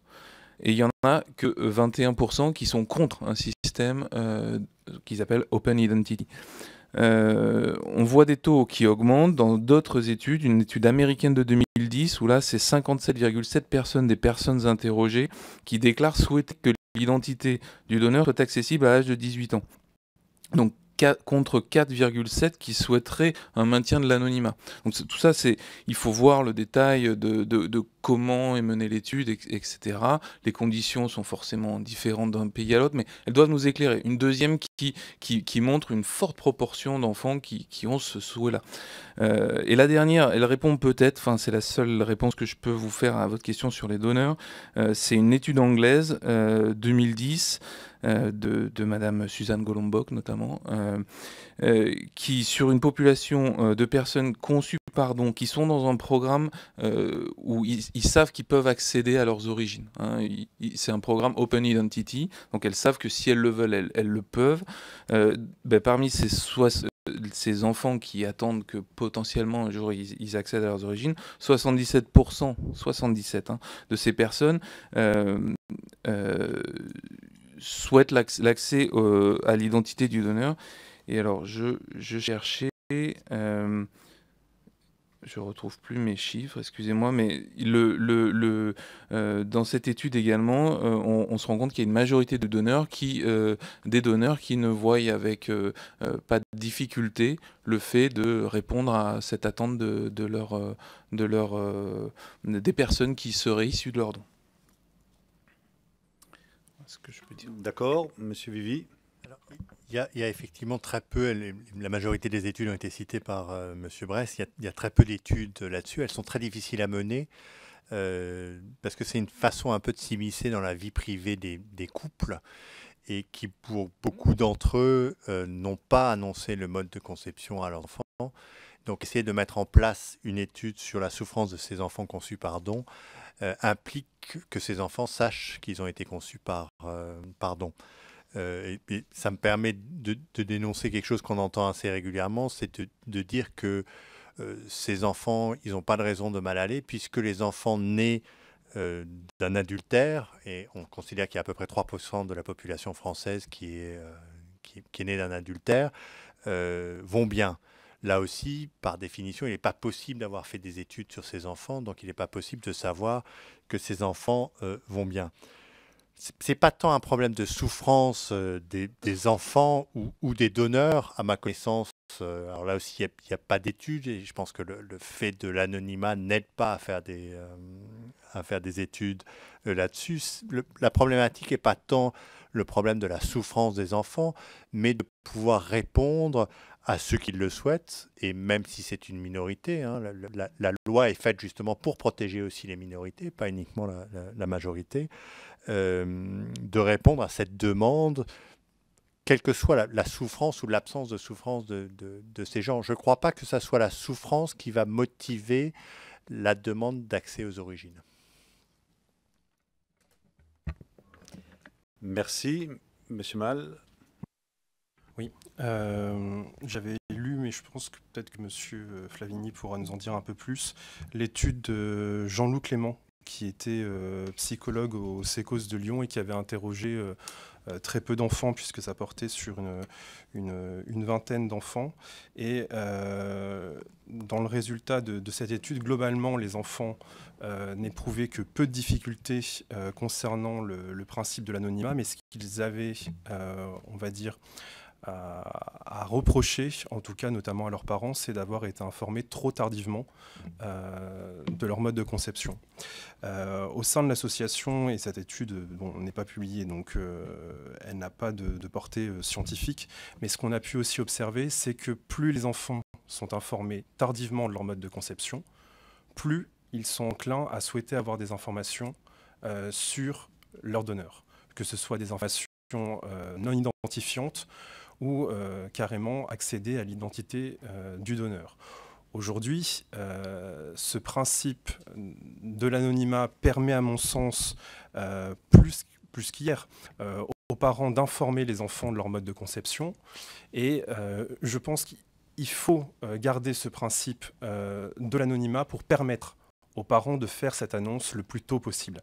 Et plus cette annonce est faite tôt aux enfants, plus ces derniers en fait, peuvent intégrer leur mode de conception à leur histoire. Et moi aujourd'hui, je le vois dans les groupes de parole, la quasi-totalité des personnes qui ont eu un enfant par cette technique sont prêts ou l'ont déjà dit à leur enfant alors qu'il était, je veux dire, en bas âge et pas forcément en âge de comprendre. Voilà ce que je peux dire. Merci. Docteur Flavigny. Oui, je ne pense pas qu'il y ait d'études systématiques qui puissent répondre à la question que vous posiez, Monsieur le Président. Par contre, l'expérience montre quoi? Montre que l'enfant qui réclame, l'enfant ou le jeune qui vient réclamer à connaître son origine, qu'est-ce qu'il dit? Il dit « je me sens mal avec mes parents ». Il y a un malaise. Et généralement, plus précisément, il dit « je ne me sens pas à la hauteur de ce que je sens être les attentes de mes parents ». C'est une souffrance, incontestablement, mais c'est une souffrance dont il faut dire qu'elle ne se rencontre pas du tout seulement lorsqu'il y a eu don ou adoption. C'est une souffrance que nous rencontrons régulièrement dans toutes les, je dirais, dans les consultations de pédopsychiatrie et que nous savons parfaitement aborder à ce moment-là. Donc, le problème, c'est de recentrer à ce moment-là l'enjeu de la problématique de l'enfant, non pas en l'entraînant vers un leurre, « ah, il faut que tu retrouves non, mais en examinant le malaise qui s'est produit et qui fait que l'enfant, effectivement, est en souffrance. Mais ça n'est pas spécifiquement le don. Et donc, ou l'adoption, ce n'est pas spécifiquement ça. Et donc, l'anonymat, je dirais, ne nuit en rien. Au contraire, permet de centrer à ce moment-là. Et à l'enfant qui va dire je veux retrouver ma mère, s'il est en consultation avec nous et qu'il y a les deux parents en face, eh bien, nous allons pouvoir lui dire eh bien, écoute, ta mère, elle est devant toi. Qu'est-ce que tu as à lui dire? Et à ce moment-là, nous pouvons commencer à travailler la souffrance de l'enfant et à lui permettre de la dépasser. Donc l'anonymat est un leurre, mais c'est surtout un leurre s'il devient légal, parce qu'à ce moment-là, effectivement, il devient une espèce de hantise, à ce moment-là, d'emblée pour l'enfant. Donc c'est quelque chose qui, je dirais, nuirait gravement à la protection de l'enfant et à l'organisation de la vie familiale. Alors il a été dit que la levée de l'anonymat serait en faveur de quelques personnes et ne nuirait pas aux autres, eh bien c'est faux. C'est faux. La levée de l'anonymat, c'est une déconstruction du lien de la filiation. Merci Madame la Présidente sur les études. Donc, à ce stade, nous n'avons pas d'études précises, effectivement. Nous avons effectivement un certain nombre de cas que nous arrivons à recenser. Et je reviendrai un peu sur les termes qui ont été évoqués par les précédents intervenants, et notamment sur la souffrance. Dans le cadre des naissances, dans le secret, en fait, il y a deux souffrances. Il y a la souffrance de la femme au moment où elle abandonne son enfant et où elle tient à préserver le secret de son identité. Et donc après, on a la souffrance de l'enfant qui cherche son origine biologique. En fait, la difficulté, elle est plutôt de comment faire en sorte que l'expression de l'enfant, on n'a quand même que 700 dossiers par an, ce n'est pas des milliers de dossiers. Depuis le début du siècle, il y a quand même un certain nombre d'enfants qui sont nés dans le secret et il n'y en a que 700 qui demandent à connaître leurs origines. Mais sur les 700, il y en a un certain nombre qui ne vont pas jusqu'au bout. Un dossier qui est ouvert pour connaître ses origines, ça fait partie... notamment, ce sont des jeunes majeurs, c'est rarement des mineurs, ou alors il faut, depuis la loi de 2015, que ce soit des jeunes enfin des enfants qui ont l'âge de discernement. Mais je ne vais pas revenir sur cette question. Mais lorsque la personne demande à accéder à ses origines, l'accompagnement est extrêmement important, à la fois de la part de l'équipe du CNAOP, qui est composée de 8 personnes à Paris, mais de relais partout, mais c'est aussi la convergence avec la personne qui a accouché dans le secret et qu'on a réussi à retrouver. Parce qu'en fait, sur les 700 dossiers, on n'en retrouve que 400 à peu près. Et sur les 400, il y en a à peu près que 200, 250 qui acceptent de lever le secret et de rentrer en contact avec l'enfant qu'elles ont eu à ce moment-là. Mais il faut être extrêmement prudent parce que c'est effectivement une grande souffrance encore à ce moment-là pour les mères qui acceptent de lever le secret, parce que c'est aussi parfois déstructurant pour la famille qu'elle a pu refaire ultérieurement. Mais donc le problème, c'est l'accompagnement au plus près et dans le temps de la personne qui demande à accéder à ses origines et de la personne qui accepte de donner des informations afin de concrétiser cette rencontre. Mais il y a aussi des fois des informations qui restent anonymes, c'est-à-dire on explique que la mère est dans telle situation et des fois l'enfant se contente des renseignements non identifiants qui lui sont fournis sur la mère de naissance. Donc, il n'y a pas non plus de cas qui englobent toutes les situations. Merci, Madame la Présidente. Je laisse maintenant la parole à notre rapporteur. Merci, Monsieur le Président. D'abord, un grand merci à vous tous pour vos présentations très, très diverses qui nous montrent bien l'importance de la réflexion dans un domaine où il n'y a pas une vérité unique, mais une possibilité d'appréhender la question sous divers angles. J'ai entendu, et je crois que par contre sur ce point-là, on en sera tous d'accord, que personne ne veut préconiser le droit à l'enfant, mais bien au contraire de mettre en avant d'une part le très légitime droit de l'enfant, et puis d'autre part le non moins légitime désir d'enfant de la part de parents qui du coup élèveront bien et aimeront beaucoup un enfant qu'ils ont fortement désiré. Si on prend ce simple précepte à l'origine de notre réflexion, moi il me semble que l'accès aux origines s'inscrit complètement dans le droit de l'enfant. C'est un droit auquel il est difficile aujourd'hui de résister. Je peux entendre qu'au début, ça a été mis en place. J'ai entendu certains d'entre vous expliquant comment les bases ont été développées, mais à cette époque, ce n'était pas du tout en se préoccupant des besoins de l'enfant. C'était en se préoccupant du besoin de maintenir le secret pour essentiellement d'ailleurs l'homme infertile, qui ne voulait pas qu'il puisse apparaître dans la société, qui avait dû avoir recours à un donneur. Mais évidemment, on avait toute excuse à ce moment-là de ne pas connaître le besoin des enfants grandissants d'avoir des informations plus complètes. Mais aujourd'hui, on n'a plus cette excuse, parce que ces enfants sont des adultes. Et ces enfants nous l'ont dit, nous l'ont répété. Alors j'entends des chiffres. Il n'y a que 700 demandes, alors qu'il y a eu 70 000. Oui, 70 000 procréation avec un donneur en France.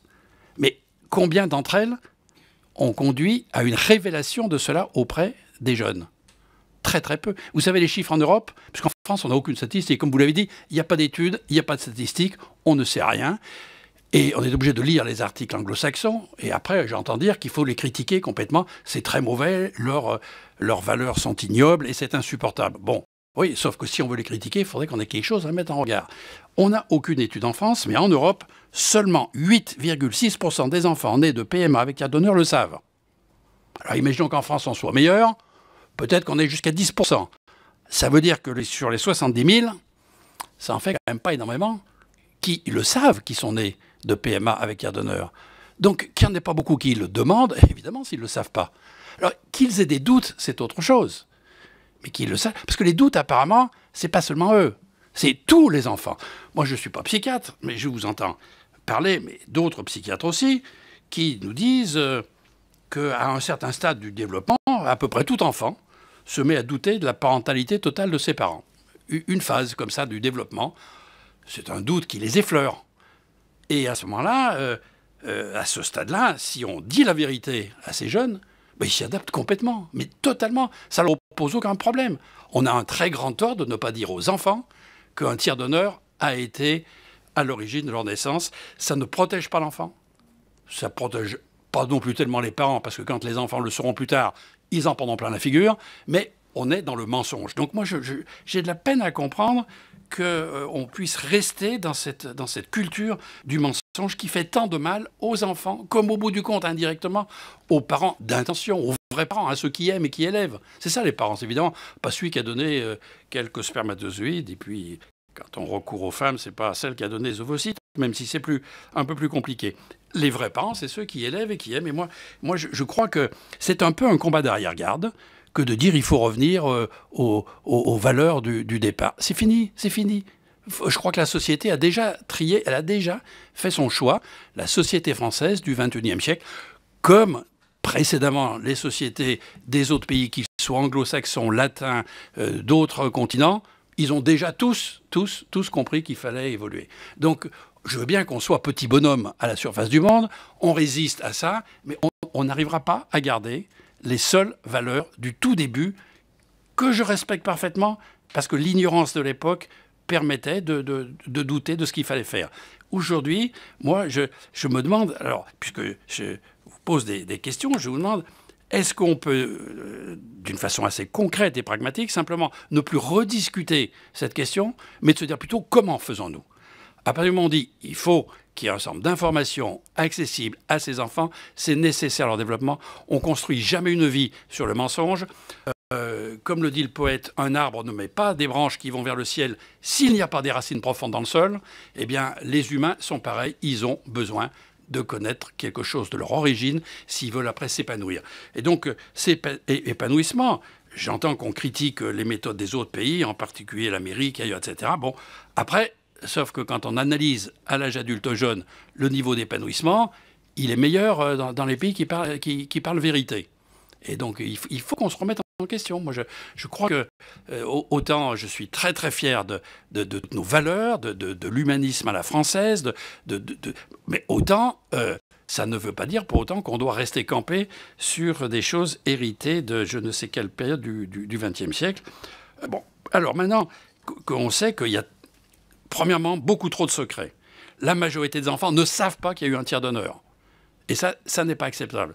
Deuxièmement, que c'est la croix et la bannière, et il faut qu'ils fassent encore des tests ADN dans des conditions curieuses pour essayer d'accéder à ça, qu'après ils découvrent qui sont leurs demi-frères, leurs demi-sœurs, etc., etc. Non, on est obligé aujourd'hui, on est obligé d'avancer. Donc maintenant, comment faisons-nous? Qu'est-ce qu'on leur fournit comme information? Comment faisons-nous pour que ça se passe sereinement, sans avoir... Quand j'entends l'un d'entre vous qui disent « si on donne une connaissance des origines, ça va pousser au marché privé ». Mais pourquoi? Moi, je ne vois pas le lien entre les deux. Comment se fait-il? En France, tous les dons de toute nature sont gratuits. Le sang, le sperme, les organes, la moelle osseuse, le sang du cordon, enfin, tous les dons sont gratuits. Il n'y a pas d'intervention du secteur privé. Bon, pourquoi? Seulement sur cette question-là, si on donnait des informations, ça pousserait à un marché privé. Non, je crois qu'on peut se protéger contre une dérive commerciale. Oui, il y a des pays qui ont dérivé. Ben, c'est vrai.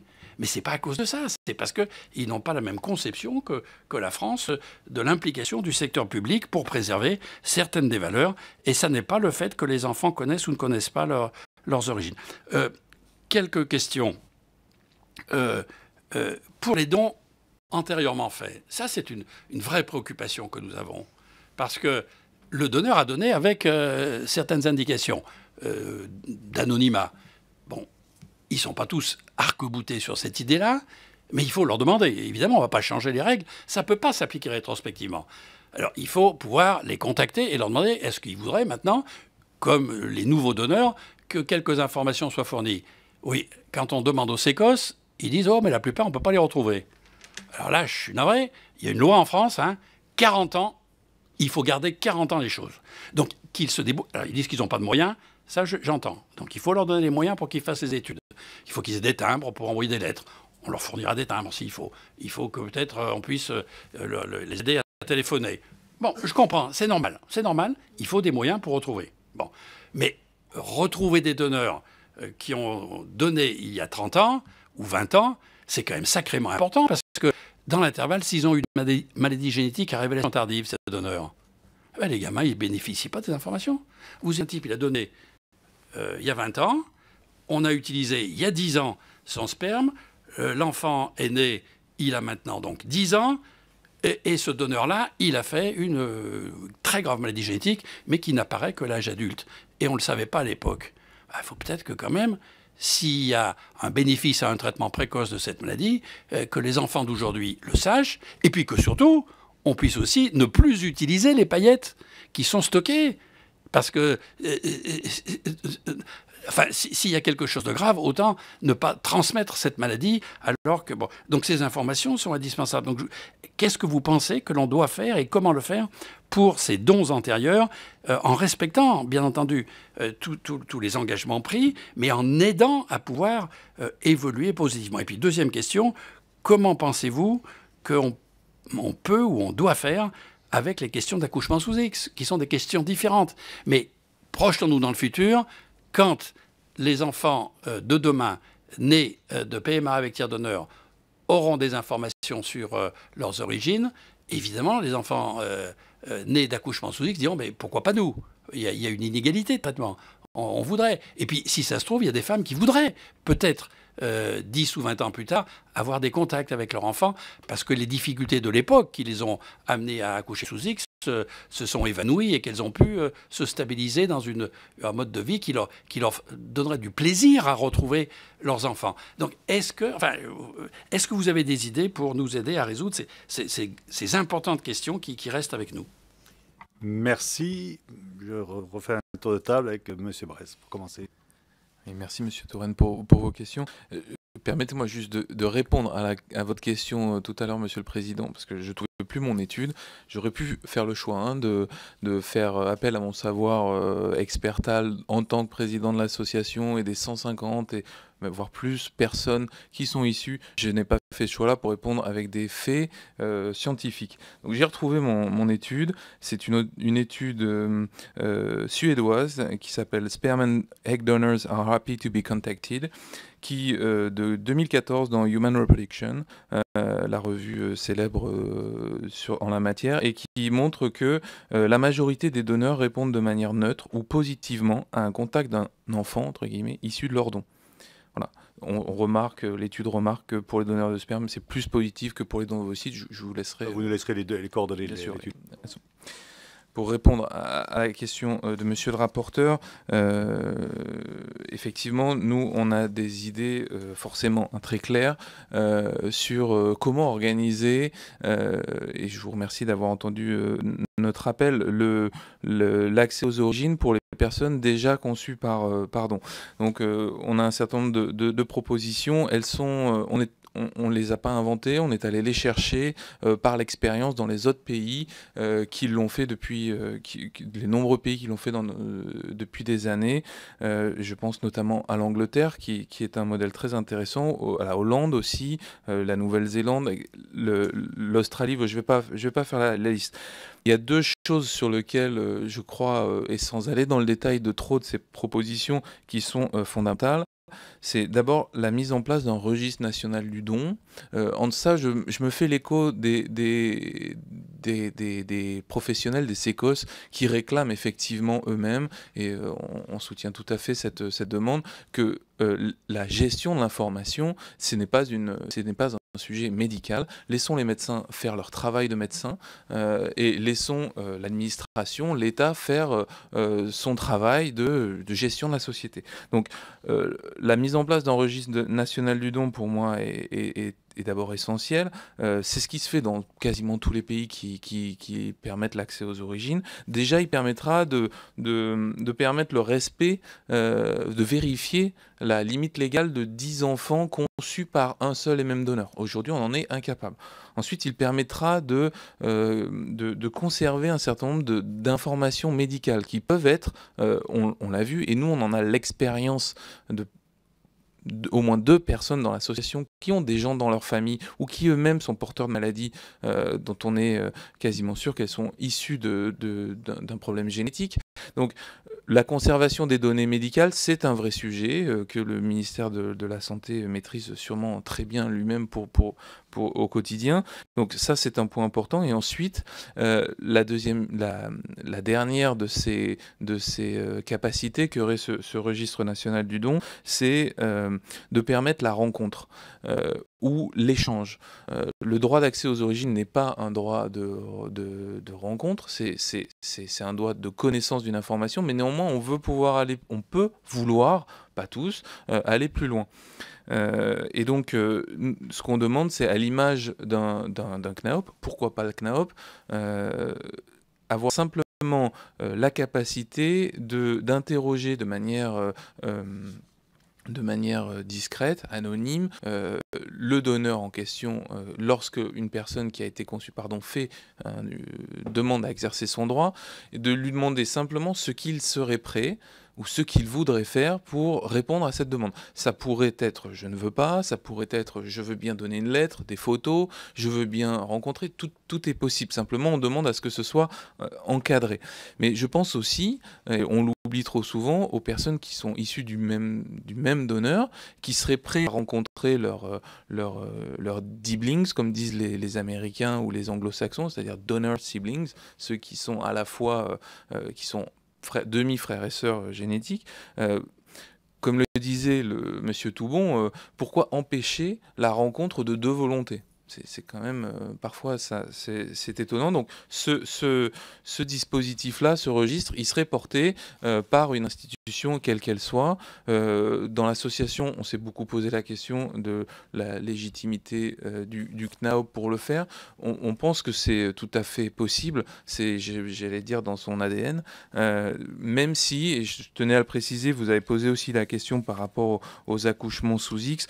Forcément, on se retrouve sur beaucoup de thématiques. On a des demandes qui sont convergentes avec les associations de nés sous X. Je tiens juste à préciser que je ne me permettrai pas de me positionner plus sur le sujet, simplement de dire que les personnes conçues sont pas dans une histoire aussi douloureuse que les personnes nées sous X. Et j'ai même envie de dire qu'on a la chance, nous en France, d'être cette population de Français qui n'a jamais été autant désirée que nous avons pu l'être. Merci, monsieur Vivier. Merci, monsieur le rapporteur. Vous rejoignez ma conclusion qui est de dire qu'il n'est plus temps de se poser la question de la légitimité de l'accès, mais qu'il faut l'organiser. Il est bon de ne pas oublier ceux qui ont déjà été nés, et je ne vais pas revenir sur tous les propos de mon voisin, et il faut penser à ces gens qui sont déjà conçus. Et la première urgence, à mon avis, c'est, et vous l'avez mentionné, les dossiers légalement doivent être préservés 40 ans. L'activité de SECOS a débuté en 1973, donc ça fait plus de 40 ans. Il ne faudrait pas que ces dossiers soient détruits, donc il faudrait rapidement changer ceci et, à mon avis, le pousser, comme ça a été fait en Allemagne, à 120 ans, et mettre une autre notion qui est... Ces gamètes qui sont dans un congélateur, vous pouvez les utiliser pendant des dizaines d'années. Mais on ne sait pas à l'heure actuelle jusqu'à quand vous pouvez les utiliser. Il y a des naissances qui ont eu lieu sur des embryons congelés de plus de 20 ans, qui ont été congelés pendant plus de 20 ans. On peut très bien imaginer que ces gamètes puissent être utilisés 40, 50, 60, voire plus. Et à ce moment-là, cette notion de 120 ans n'a plus beaucoup de logique. Donc on peut très bien imaginer, surtout si on arrive, comme dans les pays, comme dans le Royaume-Uni, à avoir moins de difficultés à recruter des donneurs, on peut imaginer qu'on limite à 10 ans, 15 ans, l'utilisation des gamètes d'un même donneur. Donc j'en dirai pas plus, je pense qu'effectivement, un professionnel de l'AMP, il est grand temps qu'on organise un registre national des donneurs. Celui-ci peut être confié à je ne sais quel organisme, mais doit être mis en place, bien entendu, en collaboration avec les professionnels de l'AMP et avec la fédération des SECOS. En ce qui concerne l'accouchement sous X, je dirais peu de choses, mais on peut très bien imaginer que la volonté de la femme qui accouche soit interrogée sur la possibilité de la recontacter à 16, 18 ans. Généralement, je parle de la majorité, mais c'est une facilité de langage pour ne pas être confus et pour être clair. C'est quelque chose qui peut être discuté. Mais on peut très bien imaginer effectivement qu'au moment de l'accouchement, même si elle est dans une période qui est psychologiquement difficile, de lui dire vous serez peut-être recontacté. Est-ce que vous acceptez d'être recontacté par le CNAOP, puisque c'est sa fonction actuelle, pour voir quelle est votre situation, est-ce que vous accepterez? Et à ce moment-là, en profiter pour lui expliquer aussi l'importance que ça pourra revêtir pour cette personne qui a été née sous X. Voilà, vous parliez du taux d'annonce du mode de conception. Je vais me positionner en faux avec mon voisin. Il y a une étude récente française qui a été publiée où il a été montré que 75% des couples, donc sous régime d'anonymat, 75% des couples avaient l'intention, et c'est surtout avaient l'intention d'annoncer le mode de conception. Une étude suédoise toute récente, donc la Suède a changé de régime en 84, hein, donc on est un peu en retard. Une étude identique sous le régime suédois montre que 96% des couples, donc plus de 20% par rapport au système français, étaient prêts avaient annoncé ou allaient annoncer le mode de conception. Et ça s'explique assez facilement, à mon avis, c'est dans un cas, dès que vous annoncez le mode de conception, une des toutes premières questions qui va venir, il y en a d'autres bien entendu, mais une des toutes premières qui va venir, c'est qui ? Et les parents le savent très bien que la question que l'enfant va poser, c'est qui ? Si vous êtes dans la capacité de donner une réponse positive, même si vous ne donnez pas le jour même l'identité, mais en disant à 18, à 16, à 18 ans, tu pourras savoir, il faudra demander à un tel, mais tu pourras savoir. Ou si vous êtes obligé de répondre à l'enfant, tu ne pourras jamais savoir. Ça ne pousse pas tellement, ça n'encourage pas le couple à aller annoncer à l'enfant son mode de conception. Merci, M. Mal. Merci. Je vais répondre du coup directement à cette question de l'étude et à cette proportion de couples qui en Suède envisagent justement d'informer l'enfant de son mode de conception. Je ne sais pas si vous faites référence à l'étude de Pierre Joannet. Non, pas du tout. Une étude bien plus récente, d'accord, autant pour moi.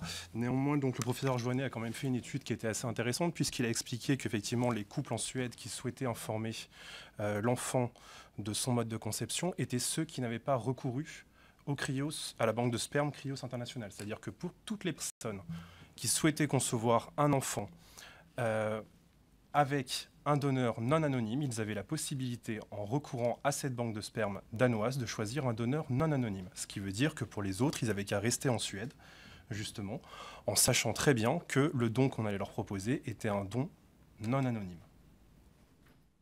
Donc, je ne suis pas tout à fait d'accord avec vous, justement, sur la manière de présenter. Toutes les études, en fait, on peut les présenter sous un jour favorable ou défavorable concernant notre argumentation. Donc peut-être qu'il faudrait effectivement apporter à cette mission des études au complet, et je ferai moi-même ce travail. Quand je vous ai parlé des couples que je voyais au sein de l'association, je précise que l'association que je préside n'est pas une association qui milite activement pour la préservation de l'anonymat.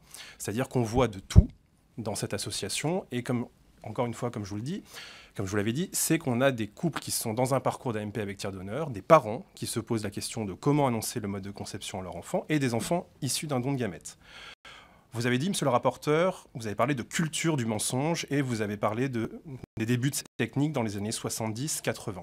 On n'est plus là-dedans, on n'est plus dans la culture du mensonge. Aujourd'hui, si vous allez sur le terrain, que vous consultez les couples, que vous allez voir aussi dans les sécos, vous verrez que quasiment tous veulent informer l'enfant de son mode de conception. Et pour les personnes que je vois qui ont été informées de leur mode de conception, mais j'en vois très peu en souffrance directement en lien avec l'anonymat. C'est-à-dire que quand vous apprenez votre mode de conception, je ne suis pas sûr que la première chose qui vous vient à l'esprit, c'est de savoir si vous êtes pour ou contre ce principe de l'anonymat. Il faut déjà digérer l'annonce qui vous a été faite et, dans un second temps, éventuellement vous positionner sur la question de l'anonymat. Mais la question de l'anonymat, elle est surtout très médiatisée. Mais si vous posez la question à un enfant du don, finalement, quelles sont les questions qui lui viennent une fois qu'il a été informé de son mode de conception? Ce n'est pas la question de l'anonymat qui revient directement. C'est pourquoi est-ce que mes parents ont eu recours à cette technique, éventuellement pourquoi est-ce que mes parents ont gardé ce secret pendant autant de temps. Donc je suis désolé, nous avons effectivement évolué. Vous dites également que la majorité ne savent pas s'ils sont informés de leur mode de conception. Mais on vient de dire juste avant qu'on n'avait pas d'informations sur les enfants issus d'un don de gamètes en France. C'est-à-dire que sur les 70 000, on n'a encore pas d'études qui nous permettent de savoir qui sont informés et qui ne sont pas informés. Donc comment affirmer ici que la majorité de ces 70 000 enfants ne sont pas informés de leur mode de conception? Peut-être que dans ces 70 000 enfants, la majorité silencieuse est très satisfaite, justement, de ce principe de l'anonymat.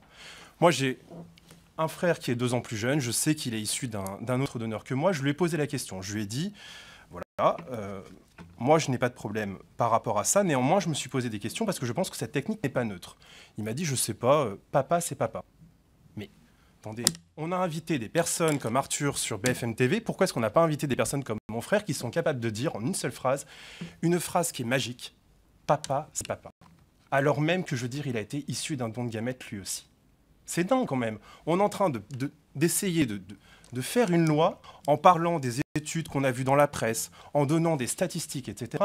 Alors qu'on est en train finalement d'imaginer un système prospectif alors qu'on a déjà des informations, mais simplement qui ne sont pas recueillies dans des études, sur la manière dont les enfants, aujourd'hui, en âge de s'exprimer, puissent se positionner sur cette question justement de l'accès aux origines.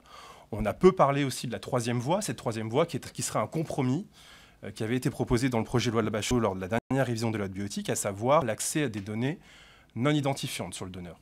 Une 3e voie qui pose là encore plein de difficultés, parce que si vous posez la question à un enfant de savoir quelles données non identifiantes, tous ne vont pas mettre déjà les mêmes données identifiantes dans le panier des données non identifiantes. Et en plus, si on dit par exemple qu'on va communiquer 10 ou 20 données identifiantes, c'est-à-dire qu'on va faire une liste limitative, il va falloir les trier, ces données, et établir une hiérarchie pour savoir lesquelles vont faire partie des 10 ou des 20 à communiquer et lesquelles n'en feront pas partie. Si on imagine aussi un système aujourd'hui où on dit on va lever l'anonymat des donneurs à la majorité de l'enfant. Si jamais ce principe est toxique, mais pitié, pourquoi est-ce qu'on va attendre la majorité de l'enfant? À ce moment-là, il faudrait peut-être prévoir un système qui permette à l'âge de 16 ans d'informer déjà l'enfant qu'il pourra avoir un certain nombre de données. Pourquoi est-ce qu'on va le faire patienter jusqu'à la majorité de l'enfant? Ou alors il faudra que les parents informent plus tardivement l'enfant de son mode de conception. Enfin, bon, moi, la liste est très longue des choses qui m'inquiètent, mais j'ai l'impression, peut-être que c'est personnel, monsieur le rapporteur, mais que vous avez déjà votre opinion là-dessus et je la respecte. Nous, dans notre association, on continuera à accompagner les enfants issus d'un don. Et il est évident qu'on ne va pas leur mentir. Pour ceux qui souhaitent accéder à l'identité de leur donneur ou avoir des informations sur leur donneur, il va falloir faire un gros travail de prévention et de discussion avec eux et avec leur famille. Merci, Dr Flavidi. Oui, monsieur le rapporteur, j'ai l'impression que vous êtes mal informé sur la genèse de l'anonymat.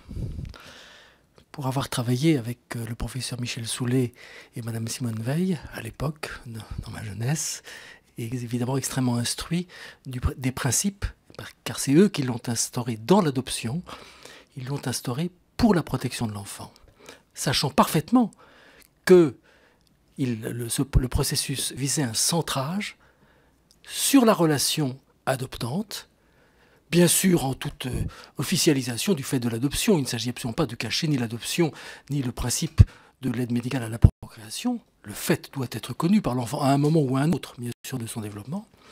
Mais ce centrage permet que l'enfant organise son originaire, centré sur ses parents, et donc dans une cohérence lui permettant d'établir sa raison d'être, comme le fruit de la relation de ses parents. C'est le principe psychique qui compte.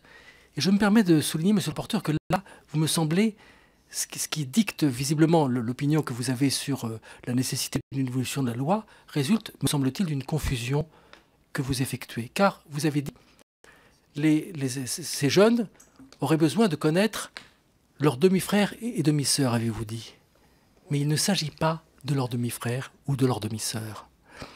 De même, d'ailleurs, cette même confusion me semble avoir été opérée par Madame Mauss, qui parlait d'une démarche active auprès des parents. Je la cite. Eh bien, c'est une erreur.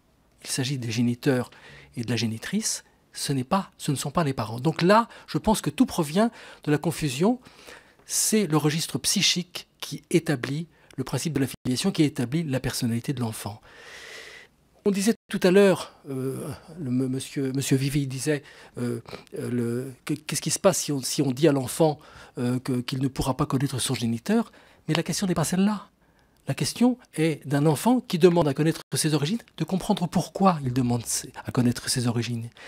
il demande à connaître ses origines parce qu'il n'est pas bien, pour une raison tout à fait compréhensible et qu'il faut prendre en compte, qu'il n'est pas bien dans la filiation qui lui a été proposée en relais de la filiation qui n'a pas pu s'établir précédemment.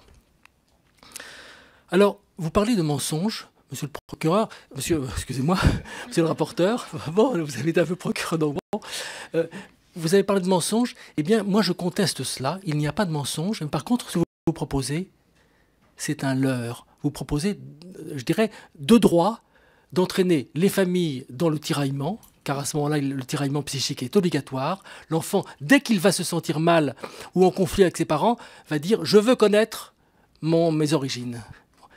Donc à ce moment-là, vous détruisez la famille. Et c'est cela qui est grave.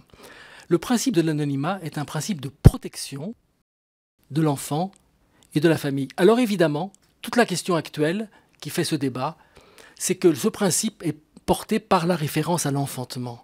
C'est ça qui structure, qui donne sa consistance à la vie psychique de l'enfant, et que dès lors qu'il y a une tendance à relâcher ce principe de l'enfantement comme la possibilité d'accueillir l'enfant, évidemment à ce moment-là, il y a la tentative, je dirais, de solutions de substitution, mais ce sont des solutions factices et qui ne contribuent pas, qui ne fondent pas la vie psychique de l'enfant. C'est un petit peu, si vous voulez, comme sous prétexte qu'on sent une maison qui serait fragile, plutôt que d'établir les fondations solidement, mettre des étais à l'extérieur pour tenir les murs. Voilà ce qui me semble être la question de la préservation de l'anonymat, qui me semble être, je dirais, une donnée essentielle à la vie psychique dans la tradition française, effectivement, car les traditions américaines est tout à fait différente, ne connaît pas cette notion-là, pour un certain nombre de raisons, qui sont notamment que l'anthropologie familiale aux États-Unis est une anthropologie religieuse, basée sur, je dirais, la transmission des religions. D'ailleurs, le mariage aux États-Unis est un mariage religieux, donc c'est tout à fait une autre anthropologie. Et je pense très discutable de vouloir, et très déstabilisant pour la société française, de vouloir introduire ce type de principes qui ne sont pas du tout de notre culture, en particulier d'ailleurs sur le plan des religions, parce que nous n'avons pas du tout la même culture que les États-Unis sur ce plan-là. Voilà. Merci, Madame Mauss, Madame la Présidente. Oui, donc je vais quand même répondre sur la démarche active. C'est une démarche active auprès des deux parties, de la mère biologique, parce qu'on parle toujours de la mère biologique, on ne parle pas des parents adoptants, on parle de la mère biologique et de l'enfant qui recherche sa mère biologique. Il est certain que les enfants qui ont été adoptés sont bien sûr dans des familles qui les ont élevés dans le cadre d'une vraie famille. C'est pas, je ne remets pas du tout en cause la construction familiale dans une famille adoptive. En ce qui concerne l'anonymat, jamais le CNAOP n'a pris position pour lever l'anonymat. Simplement que le rôle du CNAOP, c'est de permettre l'accès aux origines, aux enfants qui le demandent, et la levée de la rencontre entre la mère biologique et l'enfant ne se fait que s'il y a une convergence entre les deux parties. Et ça, c'est un élément essentiel qui prend du temps et qui n'aboutit pas à chaque fois. Et je crois qu'il faut quand même le souligner. Et c'est quand même très important de préserver l'intérêt de la mère et de l'enfant, de la mère biologique et de l'enfant. C'est peut-être un raccourci quand je dis que mère, mais c'est toujours la mère biologique et de l'enfant. Parce que derrière, effectivement, il y a des constructions familiales et on ne va pas déstructurer par la volonté, par exemple, d'une mère qui veut retrouver un enfant, d'une mère biologique qui a abandonné un enfant il y a de nombreuses années. On ne va pas aller chercher l'enfant pour lui dire ta mère biologique te recherche. On ne le fait jamais. La démarche du CNAOP, c'est toujours une démarche de l'enfant qui recherche sa mère biologique. On contacte la mère biologique, elle dit oui, elle dit non. Si elle dit non, on va encore peut-être, quelques années après, la relancer pour lui dire « Est-ce que vous maintenez votre volonté de ne pas lever le secret de la naissance ?» Et on lui demande aussi « Est-ce qu'après votre décès, vous acceptez ou non de lever le secret de votre naissance ?» Donc là, c'est quand même la convergence de deux demandes, et je tiens quand même à le préciser, c'est jamais à sens unique, ce n'est jamais... C'est l'enfant qu'on entend, mais c'est aussi la mère biologique pour laquelle on demande son accord. Alors, en ce qui concerne l'information en cas de maladie génétique, c'est une de nos préoccupations. Parce qu'effectivement, comment informer la parentèle lorsqu'il y a l'apparition effectivement d'une maladie génétique, et donc comment on informe la parentèle. Donc la question qui se pose, c'est quand une mère veut informer son enfant l'enfant qu'elle a eu et qu'elle a abandonné, qu'il est susceptible de développer une maladie, en l'état actuel, on ne peut pas faire la démarche. En revanche, quand un enfant est porteur d'une maladie génétique et qu'on lui dit il faut aussi qu'il le sache, parce que le problème, il y a aussi un certain nombre d'enfants adoptés qui ne savent qu'ils ne sont adoptés que parfois très tardivement. On a encore eu des cas assez récents qui ne connaissent l'origine, enfin la structuration familiale, qu'au moment du décès des parents adoptants. Donc après, ils se retournent vers le CNAOP pour retrouver la mère biologique. Mais s'agissant effectivement de maladies génétiques, en état actuel, il est tout à fait possible effectivement que l'enfant porteur puisse rechercher dans le cadre du CNAOP la mère biologique, mais on introduit une autre dimension qui est la dimension médicale, qui n'est absolument pas dans les compétences du CNAOP actuellement. Les compétences du CNAOP sont des compétences de recherche administrative et juridique, mais ce n'est pas des recherches autour d'une maladie génétique et de caractéristiques médicales, puisque dans les dossiers, ça ne figure pas. Les dossiers dans les maternités, ça, effectivement, ça pose le problème de la conservation des dossiers. Les dossiers dans les maternités ne comportent souvent que des données administratives. Alors, je voudrais revenir aussi sur la levée, sur la recherche de l'identité. Parce qu'effectivement, pour un certain nombre de personnes, il serait tout simple de dire la personne qui vient accoucher dépose sa carte d'identité au moment où elle accouche. Alors, c'est un discours effectivement qui est tenu par un certain nombre d'associations, qui est pratiqué dans un certain nombre de pays. Mais on se rend compte quand même que depuis la loi de 2002, alors que la femme est accompagnée pour qu'elle dépose un certain nombre d'informations dans le dossier pour permettre de la contacter, pour lui demander si elle est toujours d'accord, si elle est d'accord pour lever le secret, eh bien, on se rend compte qu'un certain nombre de femmes ne laissent pas leur identité. Alors, faut-il obliger les femmes à laisser leur identité ? Je ne pense pas qu'aujourd'hui, la question, au travers de la loi de bioéthique, doit être de bouleverser la loi de 2002 sur l'accouchement dans le secret. Merci, Madame la Présidente. Bien, maintenant, je vous propose à mes collègues de poser leurs questions. Deux demandes de Laurence Van Sennebroek-Mialon, puis Jean-François Mbaye. Laurence Van Sennebroek-Mialon. Merci, Monsieur le Président. Donc, nous savons tous que l'accès aux origines pour les enfants ou les majeurs issus d'un don est inéluctable. Comme nous le savons tous, les tests ADN grand public, très facilement accessibles, nous imposent à légiférer pour prévoir un cadre aux potentielles rencontres des donneurs et les enfants qui sont issus de leur altruisme. D'autres associations proposent d'utiliser une interface numérique pour faciliter dans un premier temps cette rencontre virtuelle. Ce type d'interface numérique me pose le problème des fichiers informatisés et des contraintes que pourrait lui imposer la CNIL. Ainsi, je m'interroge à ce sujet. Ne pourrions-nous pas envisager la création de lieux ou d'établissements neutres au sein desquels tout serait mis en œuvre pour encadrer ces rencontres? Alors, par exemple, pourquoi pas le CNAOP, les SECOS éventuellement, ou les établissements d'AMP. Merci. Merci. Jean-François Mbaye. Oui, merci Monsieur le Président. Merci pour ces échanges. J'aurai pour ma part deux questions. La première à Monsieur Brez. Vous avez mentionné au cours de votre exposé la nécessité, si j'ai bien retenu, la nécessité pour le futur texte de loi de tenir compte de la difficulté que peut constituer l'application de l'accès aux origines ainsi que la problématique du double guichet. Pour ma part, je considère que tout futur droit d'accès aux origines devra bénéficier ou devrait bénéficier à l'ensemble des personnes issues d'un don de gamètes. Néanmoins, je considère également que le consentement du donneur doit être recueilli et qu'il a droit à la protection de sa vie privée. Et pour ma part, la combinaison de ces deux éléments m'amène à rejeter l'idée d'un double guichet qui aurait pour effet finalement de rompre l'égalité entre les futurs bénéficiaires.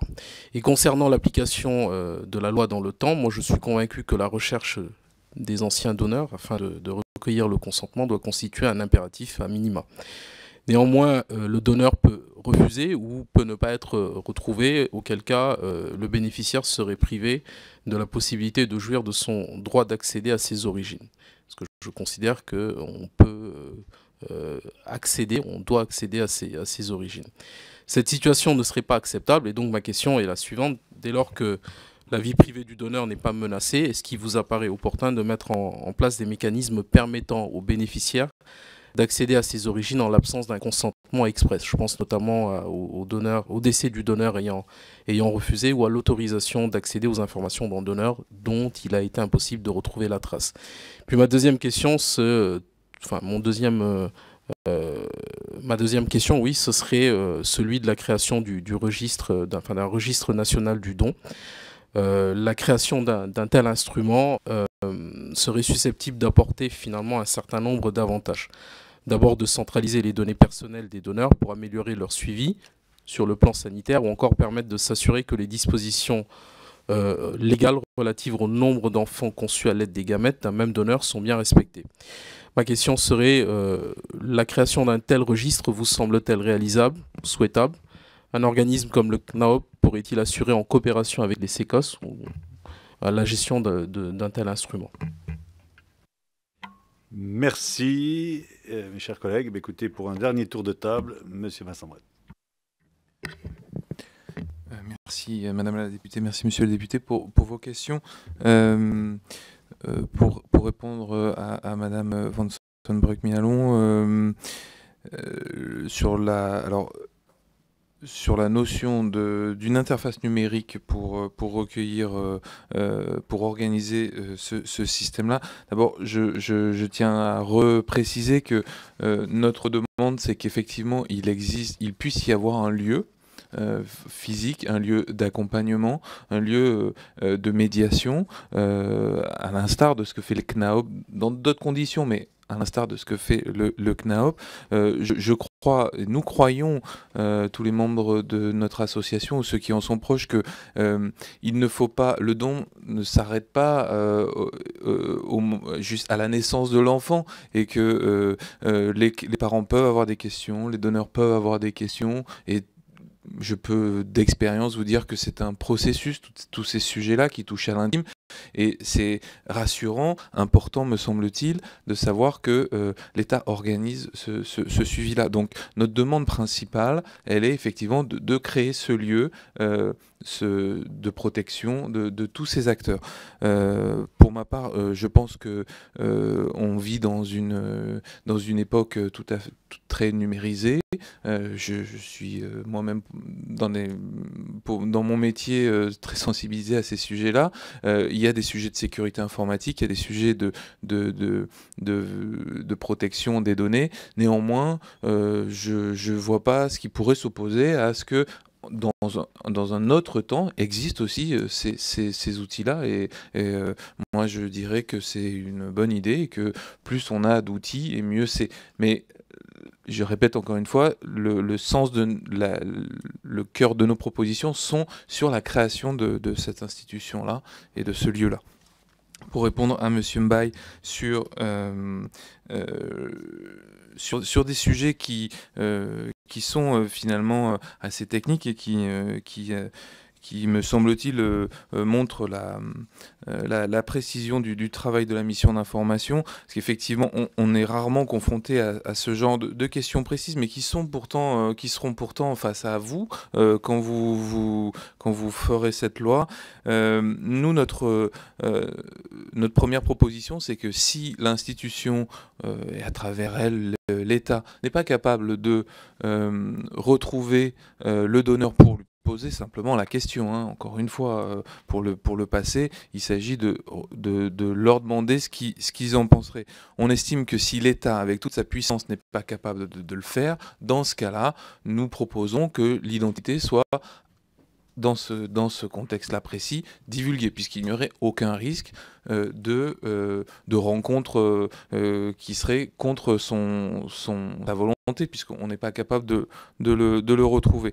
Quant à sa mort, alors l'association comporte un certain nombre de juristes qui auraient pu vous répondre plus précisément sur la capacité au droit à la vie privée de se transmettre à ses enfants, ce qui n'est pas le cas. Nous, on pense que dès lors que le tiers donneur est décédé, l'enfant doit pouvoir, ou l'enfant qui est devenu un peu grand du coup, doit pouvoir accéder à l'intégralité de son dossier, y compris l'identité du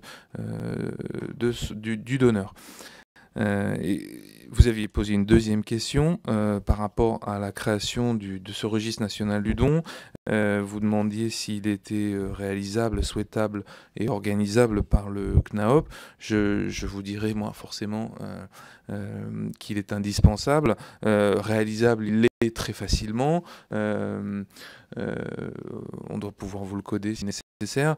En tout cas, beaucoup, je répète une fois de plus, tous les pays qui organisent l'accès aux origines l'ont fait.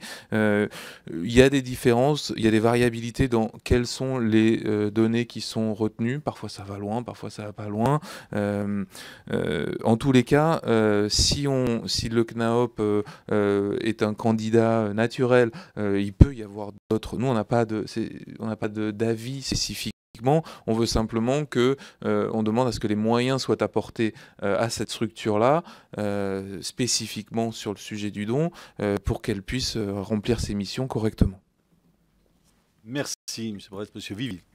Merci beaucoup. Alors, je vais me permettre de faire un peu de sémantique, et j'ose espérer, ce n'est pas exactement de la sémantique, mais j'ose espérer que ce ne sont pas les tests génétiques dits récréatifs qui vont vous obliger, vous, en tant que député, à légiférer, mais que c'est bien la légitimité de l'accès aux origines qui va vous inciter à légiférer, même si vous êtes poussé derrière par ce fait.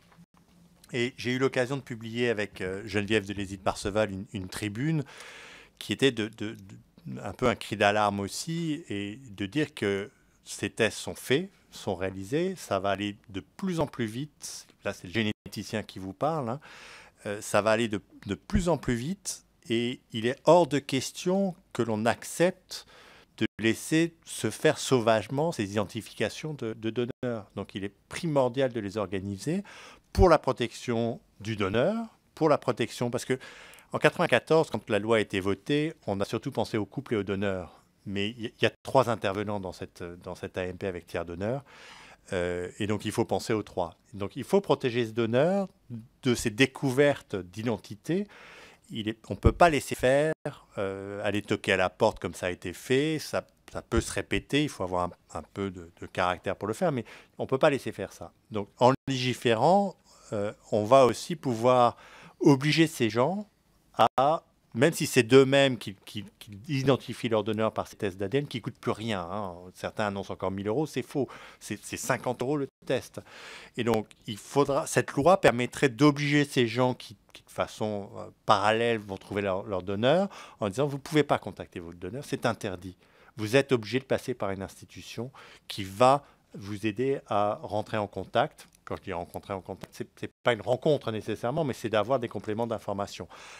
La rencontre peut se faire, mais à ce moment-là, et on en revient au problème de consentement, il faut que le donneur y consente. Il n'a plus, dans le nouveau système, il n'aurait plus à consentir, puisqu'il le fait au moment du don, le choix de donner ou non doit être subordonné à accepter que 18, 20, 30 ans après, son identité soit divulguée si elle est demandée. Mais en revanche, tout le reste, peut-être une atteinte à sa vie privée, doit être subordonné à son propre consentement à lui-même, du donneur. Donc il est important d'organiser ça, et c'est la législation qui peut effectivement permettre, même si les gens continuent à jouer avec ces tests ADN, et la FFEA, qui est l'équivalent de l'agence de biomédecine, a alerté cette semaine du risque potentiel de ces tests génétiques. C'est-à-dire qu'on dit qu'il y a 3% de gens qui sont nés d'adultère. Ces gens-là vont découvrir, alors qu'ils ils sont offerts à Noël un test. Ah, c'est rigolo, tu vas connaître tes ancêtres, etc. Vous voyez, au sein de la famille, ils vont réaliser que je suis pas, mon père n'est pas mon géniteur. Donc ça pose quand même des problèmes. Il faut aussi informer de ce genre de choses. Pour le registre national, je ne pense pas que ça soit une fonction du CNAOP. Je vais être remercié, je pense que c'est une charge en moins. C'est pas une fonction du CNAOP, c'est plutôt une fonction de l'agence de biomédecine. L'agence de biomédecine doit savoir faire ce genre de choses et ça pourrait être organisé tout à fait par l'agence de biomédecine. Et ce qui permettrait aussi, puisque l'agence de biomédecine a cet aspect génétique aussi, de gérer les antécédents médicaux à aspect génétique, ce qui me paraît assez fondamental. Je ne sais plus si j'ai répondu à vos deux questions. Et à vous aussi, madame, je crois. Voilà. Donc, je vous remercie. Merci, monsieur Vivier. Monsieur Mal. Merci. Madame, vous avez parlé du caractère inéluctable de l'accès aux origines. Inéluctable. Qui vous met la pression? Les lobbies? Des membres de la société civile? Je pense que non, mais les citoyens ont le droit d'être informés, justement, parce que ici, je veux dire, globalement, nous nous connaissons tous. On ne fait pas forcément la fête ensemble, mais à chaque fois qu'il y a une révision de la bioéthique, on retrouve les mêmes têtes. Vous avez parlé de Geneviève de Lézy-Parseval. Je l'ai vue un certain nombre de fois et elle m'a bien fait comprendre que le fait que je ne souhaitais pas retrouver l'identité de mon donneur allait être préjudiciable dans mon développement psychique. Voilà, je tenais quand même à le souligner puisqu'elle se permet de dire un certain nombre de choses qui, moi, me choquent terriblement pour une psychanalyste qui est censée normalement apporter une certaine sérénité à ses patients. Donc j'aimerais savoir, madame, qui vous met la pression? Vous dites que c'est inéluctable. Pourquoi c'est inéluctable? Parce que les autres pays de l'Union européenne ont levé l'anonymat? Parce qu'il y a ces tests génétiques? Or, on a vu que pour le moment, vous aviez quoi? 5 personnes qui avaient réussi à connaître l'identité de leur donneur de cette façon-là? On ne fait pas un débat, donc et on ne se prend pas à partie entre députés. Donc, si vous voulez bien continuer à répondre, mais pas sous forme de prise. Alors, je ne pensais pas prendre cette personne à partie, puisque je me suis dit, bon, les députés représentent la nation. Je posais ma question aussi en tant que citoyen, et puis pour que les citoyens soient au courant de qui fait la loi et surtout comment est-ce qu'on fait les lois. Voilà. Et si vous m'interrogez aussi sur la question de cette fameuse société civile et des personnes qu'on consulte, il y aurait aussi beaucoup de choses à dire. Nous avons parlé de la question justement des sécoses et des maladies génétiques. Bon, les sécoses sont nées effectivement dans les années 70 et je crois qu'ils ont fonctionné par tâtonnement. C'est-à-dire qu'il y a eu indéniablement des loupés. C'est une évidence quand les premières personnes issues d'un don de gamètes ont commencé à prendre la parole. Effectivement, il y a eu des demandes qui n'ont pas pu être satisfaites. Néanmoins, moi je peux vous dire, puisque on est là aussi pour essayer d'apporter divers éléments au débat. Dans l'association, on a eu une jeune femme qui était en couple avec un homme dont le père avait été donneur. Elle nous a informés, elle nous a dit, voilà, j'ai peur que mon beau-père puisse éventuellement être mon donneur. Nous avons saisi la présidence des sécoses. En moins d'un mois, les sécoses, donc ça veut dire qu'ils avaient gardé ce dossier, on a pu avoir une réponse. Et apporter toute la sérénité possible à cette jeune femme en lui disant que non, effectivement, cette personne ne pouvait pas être son géniteur. Effectivement, au regard de l'âge de cette personne et de l'âge du donneur, il y aurait pu avoir un risque. Concernant les maladies génétiques, j'ai moi-même fait la démarche, en tant que personne issue d'un don et porteur d'une maladie génétique qui n'était pas diagnostiquée dans les années 80, j'étais conçu en 85, et on m'a expliqué effectivement qu'à l'époque, on faisait des tests sur les donneurs en fonction des maladies les plus courantes et de celles qu'on connaissait à l'époque. Et donc j'ai gardé, on va dire, cette forme d'incertitude par rapport à ça. Et puis le généticien que j'ai rencontré au Sécos de Lyon m'a énormément éclairé en me disant, vous savez, quand 2 personnes conçues à l'ancienne veulent faire un enfant, ils prennent un risque à chaque fois, puisque de toute façon, la génétique, c'est une loterie. Et bien, dans le cas des personnes conçues par don, c'est pareil. On ne peut pas vouloir tout prévoir à partir du moment, je veux dire, où on a recours à cette technique. Là, on veut essayer de mettre en place un espèce de service après-vente parce qu'on serait mécontent, justement. Les sécos le disent aujourd'hui et personne n'en parle ici. Ils sont très contents d'externaliser ce genre d'informations, justement, en disant oui, c'est vrai que selon les centres, il y a des dossiers qui ont été gardés et d'autres qui n'ont pas été gardés. Pourtant, je pense qu'il ne faut pas jeter la pierre sur les sécos en général. Certains centres, effectivement, n'ont pas gardé ces données. Et à la base, de toute façon, avant la première loi de 1994, il y avait une charte de fonctionnement des sécos. Donc, ce n'est pas des gens qui se sont amusés comme ça en faisant n'importe quoi. C'est aussi des gens qui ont réfléchi. Et pour les personnes issues d'un don de gamètes, c'est aussi protecteur de savoir qu'il y avait des personnes à la base qui étaient bienveillantes et qui organisaient le don en France. Voilà. Donc j'ai tiqué un petit peu sur ce fameux caractère inéluctable qui, moi, me fait penser à un genre de fatalisme ambiant. Et j'espère que vous aurez l'occasion de lire le livre de Régis Debray qui s'appelle « Civilisation. Comment sommes-nous devenus américains ?» Voilà. Docteur Flavigny. Oui, moi aussi, Madame la députée, je voudrais rebondir sur le terme inéluctable. Mais je vais le faire un petit peu différemment de mon voisin. Je vais vous poser une question. Vous ne pourrez pas répondre, mais j'espère qu'elle vous permettra de voir, je dirais, la question que je voudrais poser à travers ma question. Qu'est-ce que je vais faire? Qu'est-ce que nous allons faire lorsque, bon, mettons, allez, une adolescente, voilà, elle est la troisième de sa famille, elle vient nous voir, elle dit « je me sens très mal dans ma famille ». Visiblement, ils aiment bien l'aîné, le second ou la seconde, mais moi, ça ne va pas du tout. Je pressens que mon père n'est pas mon père. Je le pressens, je voudrais vérifier. Qu'est-ce que vous allez faire? Qu'est-ce que nous allons faire à ce moment-là? Ce que je veux souligner, c'est que la question de l'anonymat, ça n'est pas seulement la question du don, de l'adoption. C'est une question générale.